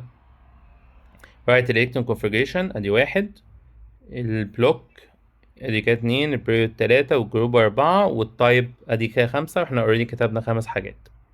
طيب الناحية التانية نفس الكلام، هنا اعلى اس وصلت لها 3s، يبقى انت واقف في بريود 3. جروب كام؟ مش انت هنا واقف في البي؟ البي ده انت واقف في العمود اللي قبل الاخير، يعني انت واقف قبل النوبل جاز على طول. طب ما الجروب ده اسمه جروب 7A. طب انا عرفت منين؟ ممكن اقول لك على تريكايه كده، يجمع الالكترون بتاعت الاس والبي مع بعض يطلعوا لك 7، يبقى انت واقف في جروب 7A. طيب النوع، نوعه ايه؟ نوعه representative برضه، عشان انت واقف في جروب 7A.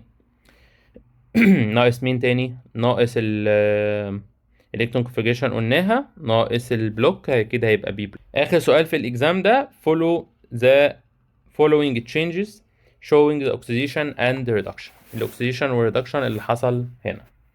طيب يلا بينا. الام ان طبعا هنحسبها هنا وهنحسبها هنا، بس هنا لما نيجي نحسبها نحسبها ايكويشن، نحسبها ام ان بلس 4 4 تايم او ايكوال نيجاتيف 1 اللي تشارج اللي عليهم كلهم. طبعا انت عارف ان انت هتعوض عن الاو بكام؟ هتعوض عن الاو بنيجاتيف 2، يبقى هنشيل الاو دي ونكتب مكانها نيجاتيف 2، يبقى انت 4 تايم نيجاتيف 2 نيجاتيف 8، وديها الناحية التانية تبقى 8 ماينس 1، تبقى الام ان هنا ببوزيتيف 7. الناحية التانية مش محتاجة ايكويشن، احسبها على طول، دول 2 او نيجاتيف 4، الناحية التانية بوزيتيف 4، يبقى الام ان هنا بوزيتيف 4. كده اوكسيديشن ولا ريدكشن؟ الرقم قل من 7 ل 4، طالما الرقم قل يبقى ريدكشن. الناحية التانية نفس الفكرة بالظبط، هنعملها ايكويشن الأولانية والتانية هنحلها عادي. الأولانية 2 سي ار بلس 7 او اللي هي 7 تايم نيجاتيف 2 ايكوال نيجاتيف 2، 7 تايم نيجاتيف 2 نيجاتيف 14، وديها الناحية التانية 14 ماينس 2 تبقى 12، يبقى 2 سي ار ايكوال 12، يبقى السي ار الواحدة ايكوال 6. الناحية التانية هتطلع ب 3، لأن 2 او أو 3 او بنيجاتيف 6، يبقى الناحية التانية بوزيتيف 6، ودول بتوع 2 سي ار، يبقى بوزيتيف 6 ديفايد 2 هتطلع بوزيتيف 3. من 6 ل 3 فده برضو ريدكشن. كده الاتنين ريدكشن، ويبقى احنا كده حلينا الامتحان التالت. خد بريك كده، خد نفسك واشرب حاجة، وتعالى كمل معايا الامتحان الرابع والخامس. يلا بينا على رابع موديل. Write the scientific term element whose valence shell generally has less than half its capacity. ده طبعا قصده على الميتالز اللي كان عكسهم النون ميتال من شوية. No electron pairing takes place في أي sub level لحد ما كل orbital يبقى فيه 1 electron، ده هونس رول. No electron pairing، فهونس رول قال لك إيه؟ وزع سناجل الأول وبعد كده أعمل pairing.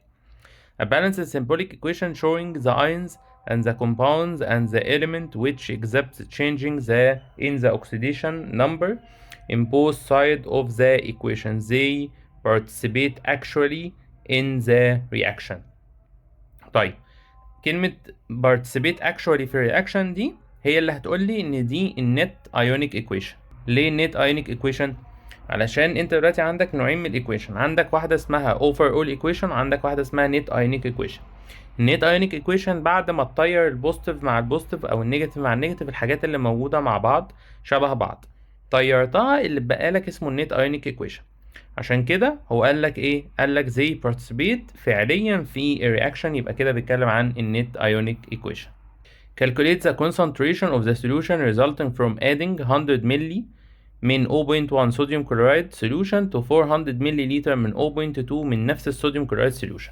طبعا هو هنا فكرة المسألة ان هو عندك solution في الأول، السوليوشن ده كان 0.1 ده concentration و100 ملي، اللي جنبه solution برضه من نفس الصوديوم كلورايد بس كان 400 ملي لتر وكان الكونسنتريشن بتاعته 0.2. هو عمل لهم ميكس مع بعض طلع لي كونتينر اكبر، فبقى عندي سوليوشن جديد ليه فوليوم وليه كونسنتريشن جداد. الفوليوم اقدر اخمنها ازاي؟ ان انت حطيت 100 على 400 فالتوتال هيبقى 500، فده كده اول حاجه. الحاجه التانية الكونسنتريشن معرفش احسبها. طب هحسبها ازاي؟ هتحسبها من القانون ده، ان هنا هعتبر ان دي M1 V1 وهعتبر ان هنا M2 V2 وهنا MV، فكده ال MV equal ال M1 V1 plus ال M2 V2. معاك كل حاجة ما عدا ال M الأولانية، ادي M تايم 500 equal ال M الأولانية 0.1 تايم 100 plus ال M التانية 0.2 multiply 400. تعالى نحسبها كده ونشوف ال M هتطلع بكام. طبعا لو انت مش عايز تحسبها shift solve ممكن تعمل الجزء اللي على اليمين ده كله divide 500. تعالى نحسبه. هو الإجابة هتبقى أقرب لل 0.2، يعني الإجابة مثلا ممكن تطلع 0.18 مثلا، حاجة شبه كده. تعالى نجرب. يطلع 1.6. لا طبعا مش منطقية 1.6، مينفعش تطلع 1.6 أصلا. طيب تعالى نحسبها مرة تانية كده. 0.1 تايم 100 plus 0.2 تايم 400 divide 500 يطلع 0.18 بالظبط زي ما قلت لك، يطلع 0.18. اللي بعدها السؤال التاني choose the correct answer. Which is the following compound the mass of 0.2 مول منه equal الرقم ده جرام. هنا مديك مول ومديلك جرام، لو انا معايا مول ومعايا جرام يبقى ناقص لي المولر ماس، فيبقى المولر ماس او المول ايكوال ادي 0.256 ده المول ايكوال الماس اللي معاك برضو اللي هي 12 0.928 ديفايد المولر ماس اللي هي معرفهاش. تعالى نحسب المولر ماس، يبقى 12.928 ديفايد 0.256 هتطلع الإجابة 50.5. طب مفيش في الإجابات 50.5، فهو عايز أصلا إيه؟ عايز حد من الإجابات يبقى المولر ماس بتاعته 50.5. هتطلع مين؟ غالبا هتطلع دي. تعال نجربها. واحدة C ب12 وتلاتة H ب3 وCl 35.5 ودول 15، هتطلع 50. هي دي 50.5. Number 2, the visible spectrum of the hydrogen atom is composed of 4 colored lines. Which of them has highest frequency؟ ال highest frequency اللي مشي مسافة أطول اللي هو مين؟ اللي هو الفايلوت. الفايلوت عنده low wavelengths وعنده high frequency عشان هو اللي مشي مسافة أطول. لو تفتكر من شوية كان في الامتحان اللي فات كان هو اللي راجع من الليفل السادس لحد الليفل التاني، ده كده الفايلوت. لكن الريد كان راجع من التالت للتاني، ده كده الريد. Number 3, an element atom contain all the following sub-level except. كل الاليمنت فيها كل دول ما عدا مين؟ ما عدا 3F مش موجود في أي حتة. Compare between ال ionization potential وال electron affinity in term of the type of the energy وال type of the produced ion. في ال ionization energy وال electron affinity. التايب بتاعت الانرجي، هنا في الايونيزيشن هنا absorbed energy. الانرجي او الاتوم لازم تاخد منك انرجي علشان يحصل الرياكشن او عشان يحصل ان هي تسيب لك الكترون. الالكترون افينيتي ممكن تبقى absorbed energy او released energy، الاتنين متاحين. ده اول بوينت. البوينت التانية التايب بتاع produced ion. هنا الاكس او الام مش هتفرق، هتلوز الكترون وتتحول لام بوزيتيف ومعاها الكترون. انما الناحيه التانية الاكس هتجين الكترون وهتتحول لاكس نيجاتيف، فهنا بتطلع اناين اللي هو النيجاتيف اين يعني، وهنا هتطلع كاتاين اللي هو البوزيتيف اين. يبقى ده كده الكومبير اللي هو عايزه. correct ال underlined part. The number of orbital in each sub-level can be determined from the relation. كل الأوربيتال اللي في كل sub-level، الأوربيتال في كل sub-level من relation اسمها 2L plus 1. دي حاجة من الحاجات اللي انت حافظها. The oxidation number بتاعت الفوسفورس جوه البيروفوسفيت اين هتكون بوزيتيف 7، لا هي هتكون بوزيتيف 5. تعال نحسبها مع بعض. اعملها equation 2B بلس 7O اللي انت عارف ان هي بنيجاتيف 2 ايكوال التشارج اللي شايلينها كلهم اللي هي النيجاتيف 4. اعملها شيفت سولف هيطلع لك ان البي هنا ايكوال 5. Aluminium oxide is an acidic oxide. لا هو amphoteric oxide. B element contain 4 principal energy level. يعني معنى كده ان انت وصلت ل 4s او 4b. Occupied with electron its last sub level contain 3 ampered electron. 3 امبير الكترون في اخر سب ليفل. طيب بما انه عنده 4 principal energy level يبقى اللي انت وصلت له يا 4s يا 4b. ما هو طبعا بس لو انت وصلت لان اخر واحد فيه 3 امبير الكترون يبقى استحاله يبقى الاس، يبقى ده معناه ان هو في البي. البي كده انت وصلت ل 4b والبي كان فيها 3 عشان يبقوا ال 3 امبير الكترون. طيب عايز ايه بقى؟ electron configuration according to ألف باو. املى بقى من الاول لحد ما توصل لل 4b3. 1s2 2s2 2b6 3s2 3b6 4s2 3d10. كده انت وزعت كام؟ وزعت 33. The number of filled orbital in the outermost principal level. طيب بالراحة بقى، مين ال outermost principal level؟ أعلى ليفل وصلت له هو الليفل الرابع. عندك كام field orbital؟ كام field orbital؟ هنا واحد في الاس وهنا واحد أو 3 في البي. يبقى كده كام؟ كلهم 4 field orbital. وطبعا هنا مش قصده لا هاف فيلد ولا فول فيلد، هو فيلد اوربيتال خلاص، يعني حطيت فيه الكترون عموما. يبقى عندك 4. السؤال الخامس، السؤال الامتحان ده كويس يعني ايه عكس الامتحان التاني. اصعب واحد عدينا عليه لحد دلوقتي هو الامتحان التاني. Give reason for each of the following. The electron prefer filling the orbital singly first. ليه الاوربيتال او ليه الالكترون بيبريفير ان هو يقعد في الاوربيتال فيرست الاول؟ ممكن تقول علشان الريبالشن، البيرنج او الريبالشن اوف البيرنج بتديكريز its stability. يعني ايه؟ يعني انت دلوقتي عندك مثلا البي اهو، انت حاطط دلوقتي هنا واحد وهنا 2 وهنا التالت. ليه التالت ده ما يروحش يقعد مع واحد فيهم ويسيب واحد فاضي؟ علشان دلوقتي في ريبالشن بتحصل ما بين الاتنين الكترون اللي عاملين بيرنج، والريبالشن دي بتقلل الاستابيليتي بتاعت الاتوم.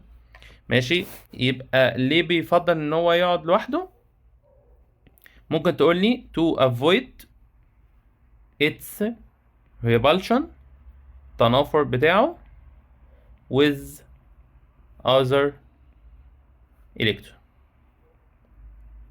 او ممكن تقول لي ان ال repulsion between it and the other electron decrease the stability of atom. لازم تمنشن ال stability، so stability of atom decrease. لازم تمنشن الجملة دي. تاني واحدة، the empirical formula cannot represent the chemical composition of the compound in the most cases. ال empirical formula cannot represent the chemical composition بتاعة ال compound in most cases. لأن هو دلوقتي ال empirical formula بتبقى مختلفة عن ال molecular formula. يعني ال molecular formula بتكون بتعبر عن ال real number من الاتوم، انما ال empirical formula بتعبر عن ال simplest ratio بس. فدي ممكن تبقى الإجابة ان هي دلوقتي هتقول له because ان ال empirical formula بتrefer to the simplest ratio between atoms only, while ال molecular formula بتrefer to ال real number of الatoms. Write the 4 quantum number of last electron في ال N7. 1s2 2s2 2b3. تعالى نرسم ال 2b3 3 بوكسات كلهم سناجل. واخر واحد سنجل اهو. طيب ال N بكام؟ ال N ب3. لا ال N مش 3، هنكتبها هنا. N بكام؟ ال N ب2 عشان انت واقف في 2B. ال L انت واقف في B نفسها، يبقى انت واقف في 1. ال ML ب بوزيتيف 1 عشان انت واقف في البوكس اللي على ايدك اليمين، واللي على اليمين بوزيتيف 1، واللي في النص 0، واللي على شمالك نيجاتيف 1. باصص فين؟ باصص لفوق، يبقى ال MS بوزيتيف 1. تاني واحد the period and the group number of element whose electron configuration ends with 4s1 3d10. طبعا ده كان exception ان انت نقلت 1 الكترون من الاس حطيته في الدي. هو عايز البيريود. البيريود كام؟ اعلى اس وصلت لها هي بيريود 4، يبقى انت في V4. طيب جروب كام بقى؟ جروب كام؟ اجمع الاس والدي. هنا واحد وهنا 10. حاجه من اتنين، يا اما تقول لي جروب 1 بي او تقول لي جروب 11. ممكن تروح تبص عليها في البريدكت تيبل. ازاي بقى؟ تعالى نجيبها كده من البريدكت تيبل. ادي البريدكت تيبل. انت دلوقتي الدي عندك لما تنتهي ب 3 دي 10 والاس فيها 1، في اتنين عندك بينتهوا ب 3 دي 10. تعالى نمسح الكلام ده كله. في اتنين عندك بينتهوا ب 3 دي 10. ده بينتهي ب 3 دي 10 وده بينتهي ب 3 دي 10، الكبر والزنك. بس ده الدي 10 بتاعته هنا قبلها الاس 2، وهنا الدي 10 بتاعته قبلها الاس فيها 1. يبقى انت واقف في الجروب ده. الجروب ده بقى اسمه ايه؟ يا اما تقول لي جروب 11 يا اما تقول لي جروب 1 بي. The chemical equation which represent the dissolution of the potassium oxide in water. potassium oxide اللي هو K2O. dissolution in water يعني انا دوبته في ميه. فطبعا ده بيزك اوكسايد هيدوب في الميه يطلع لي بيز، والبيز اسمه KOH. هنحط 2 هنا علشان البالانس، يبقوا 2K دخلوا 2K خرجوا، والاتنين دي هتظبط لك كل حاجه.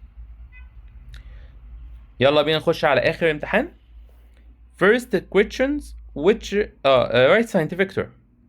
Elements that are used in manufacture of transistor. طبعا دول قصدهم الميتالويد. الكتاب بسم الله ما شاء الله منشن، مرة جابها لك في امتحان ميتال، ومرة نون ميتال، ومرة ميتالويد. تقسيمة صح. It's impossible for two electrons in the same atom to have the same 4 quantum number. ما ينفعش 2 الكترون ياخدوا نفس الأربعة quantum number. ده اسمه بولي أو باولي. ممكن تقول principle أو ممكن تقول exclusion principle، أي واحدة فيهم. The amount of energy changed when 1 mole of gaseous single atom gain 1 mole من الإلكترون. أتوم، سيبك من الرغي كتير، أتوم عملت إيه؟ 1 مول من gaseous single atom عملت gain ل 1 مول من الإلكترون. ده كده كان اسمه إيه؟ اسمه electron affinity. balance the equation.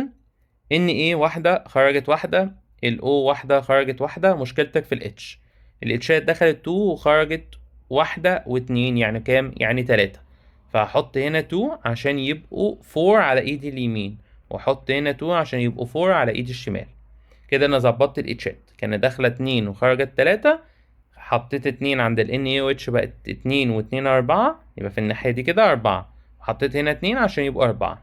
كده ال H اتظبطت ال O اتظبطت. طيب ال Na ما اتظبطتش، هنا 2 Na وهنا 1. حط هنا 2 عشان تتظبط هي كمان. Then calculate the mass of sodium hydroxide produced from the reaction 1 mole من الصوديوم مع الووتر. 1 مول من الصوديوم. اجي عند الصوديوم كده واكتب 1 مول، وهو عايز يعرف الماس بتاع الصوديوم هيدروكسيد. هاجي تحت الصوديوم هيدروكسيد واكتب الماس. المول هنزل تحتيه مول اللي هو ده 2 مول. الماس هنزل تحتها مولر ماس اللي هو بتاع ال NaOH. واحدة Na واحدة O واحدة H، يعني 23 plus 16 plus 1. بس ما تنساش ان دول 2 مول، يبقى انها تعملهم تايم 2. طبعا ده 2 هتطير مع 2 ودي هتطلع فوق، يبقى الماس بتاعتك equal 40 جرام. Which is the following represent disproportionation reaction اللي كنت قلت لك عليها. dis وكم. الدس يعني واحد اتقسم حتتين، يعني نفس الاليمنت حصل له مرة اوكسيديشن ومرة ريدكشن. ده حصل فين؟ ده حصل يا سيدي في رقم C. ال HG كان هنا، مرة بقى HG هنا ومرة بقى HG هنا. HG هنا كان بوزيتيف 1 وبقى 0، وهنا بوزيتيف 2.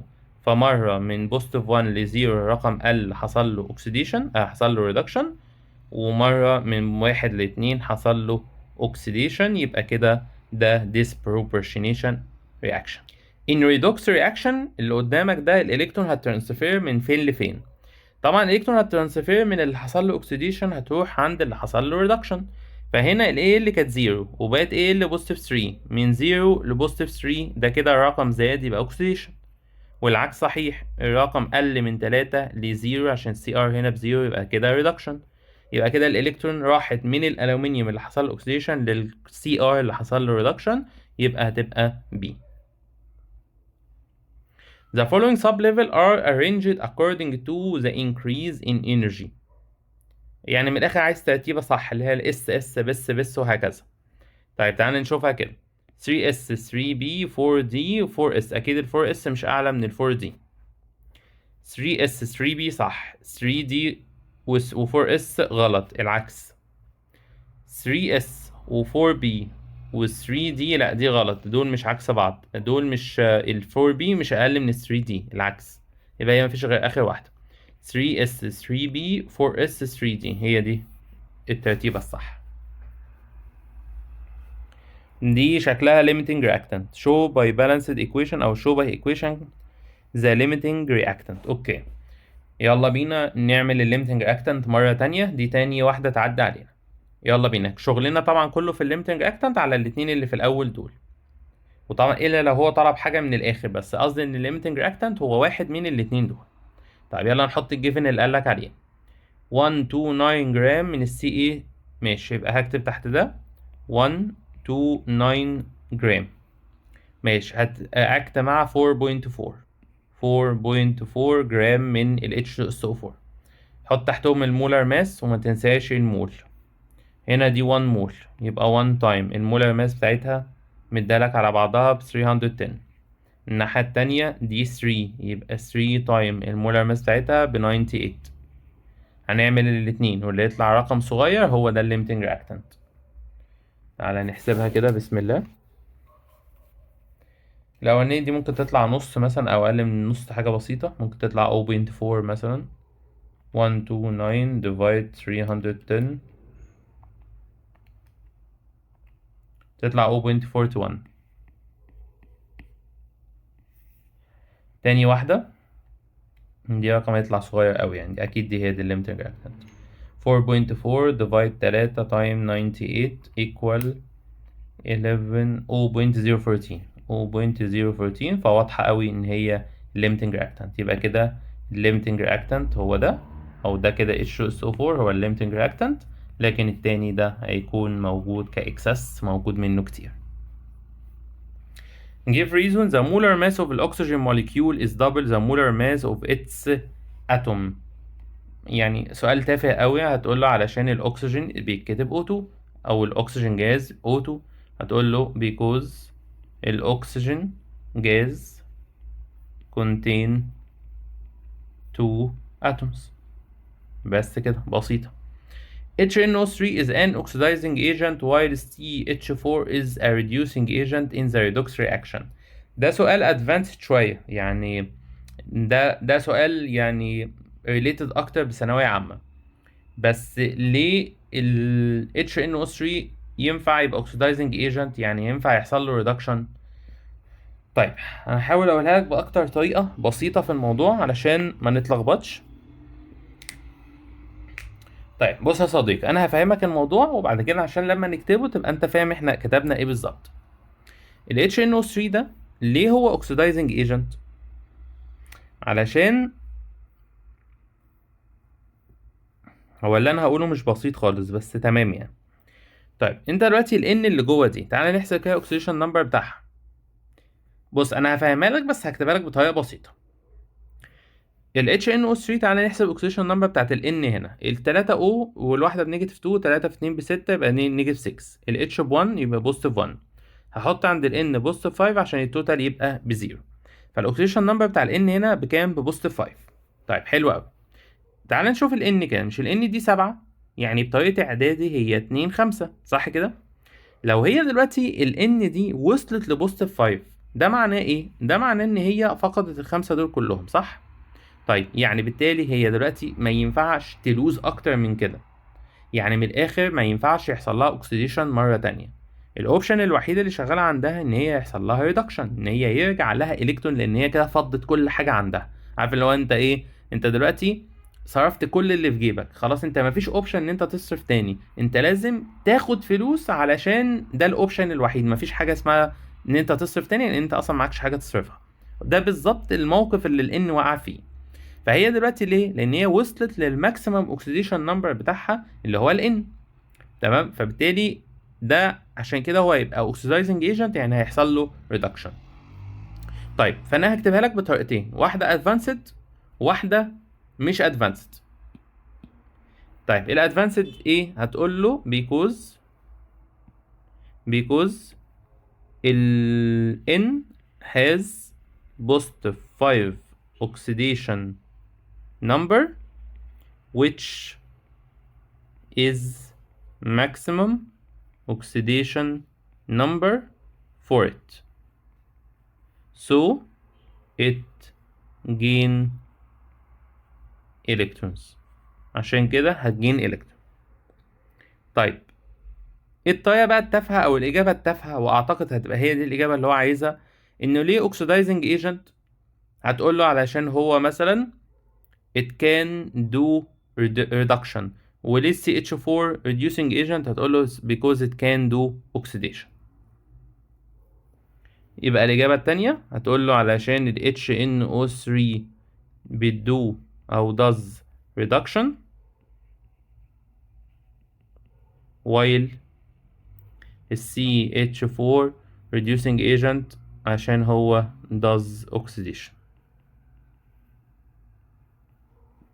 يبقى أنت كده عندك إجابتين، إجابة advanced وإجابة من على وش القفص. The drawback of the atomic model of Bohr are two are enough. drawback of atomic model لبور، عايزين 2 من الاتوميك موديل بتاع بور. ممكن تقول اي حاجة بقى عندك. اول حاجة ممكن تقول ان رقم 1 ال spaces between energy level is forbidden for electron to exist. ورقم 2 ممكن تقول ان each electron has its own energy depending on its distance from nucleus. كل إلكترون عنده الكمية بتاعت الانرجي خاصة بيه depending على المسافة ما بينه وما بين النيوكليوس. اوكي، عندك 4 كومباوند، عايز ايه بقى؟ عايز مين فيهم امفوتريك SNO و SB2O3 دول امفوتريك، نيوترال N2O، بيزك K2O. ده بيزك عشان ده ميتال، وده نيوترال هو N2O ده نيوترال. ال SNO وال SB2O3 هما الاتنين امفوتريك. طب كده اسيدك. What are the correct number of the type of the compound? What are the correct number؟ اوكي، رقم 3 هو كده مفيش اسيدك فيهم اصلا. هو كده SNO SB2 هو مفيش كده اسيدك فيهم خالص. كده الاسيدك بقى هنكتب عندها ايه؟ What are the correct number of the type؟ ماشي، يعني كده عندك كام امفوتريك؟ ممكن يكون هو عايز النمبر. هنا 2 امفوتريك، هنا 1 نيوترال، هنا 1 بيزك، وهنا 0 اسيدك، مفهومش اسيدك اصلا.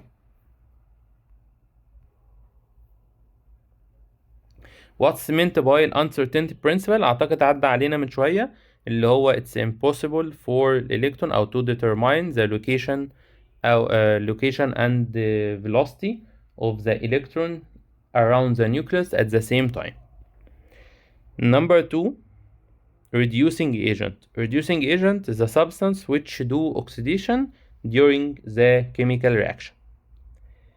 Number 2, where is the possible value of ال L وال ML of an electron in the principal quantum number n equals 3. ايه ال possible value لل L وال ML؟ تمام، دي هنكتب فيها كتير شوية. ال N لما تكون ب3، ال L ممكن تكون ب0 أو 1 أو 2. ال ML بقى هنا اللي فيها options. ال ML لما تكون دي ب0 هيبقى ده 0، ممكن نعملها كده. طب ال ML لما تكون ال L ب1 هتبقى يا 0 يا -1 يا 0 يا 1. ال L لما تكون ب2 يبقى -2 -1 0 -1 -2.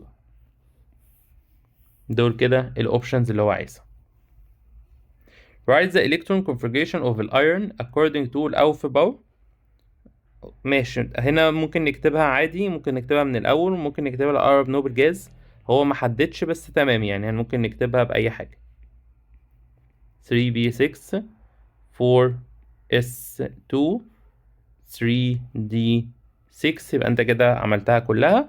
ولو عايز اقرب نوبل جاز هتختصر الحتة دي كلها بأرجون، يبقى أرجون وبعد كده 4s2 3d6 وطبعا أرجون 18. The opposite figure show a part من electromagnetic spectrum why cannot both the ultraviolet and the infrared radiation be seen. ليه ما نقدرش نشوف ال ultraviolet radiation وال infrared؟ هتقولي علشان هما located outside ال visible light region، واقعين بره منطقة ال visible light region، فبالتالي هما أكيد مش هقدر أشوفهم. يعني سؤال يعني غريب جدا. طيب لحد هنا أصدقائي نبقى احنا خلصنا كده الريفيجن بتاعتنا، وحاولت والله أعمل لكم كده حاجة سريعة وحاجة كده ما كانتش متحضرة، سجلت على طول عشان يعني ايه نلحق الدنيا كده وتلحقوا تتفرجوا على الفيديو. فإن شاء الله الفيديو ده هيتمنتج بسرعة جدا وهينزل لكم على طول، وبالتوفيق إن شاء الله. وحاولوا على قد ما تقدروا إن انتوا توصلوا الفيديو ده لأكبر عدد من أصحابكم، لأن عشان بس المجهود ما يبقاش راح على الفاضي، يعني بس يبقى احنا بذلنا مجهود في حاجة و لحقنا الدنيا، وفي نفس الوقت الموضوع راح للناس فعلا تستحقه او الناس اللي المفروض اصلا تشوفه. فده بقى دوركم، ده دوركم انتوا ابعتوا لاصحابكم. وبالتوفيق ان شاء الله ليكم كلكم، ومستنينكم ان انتوا تطمنونا بعد الامتحان وتقولوا لنا الامتحان كان كويس وان شاء الله حليته كويس.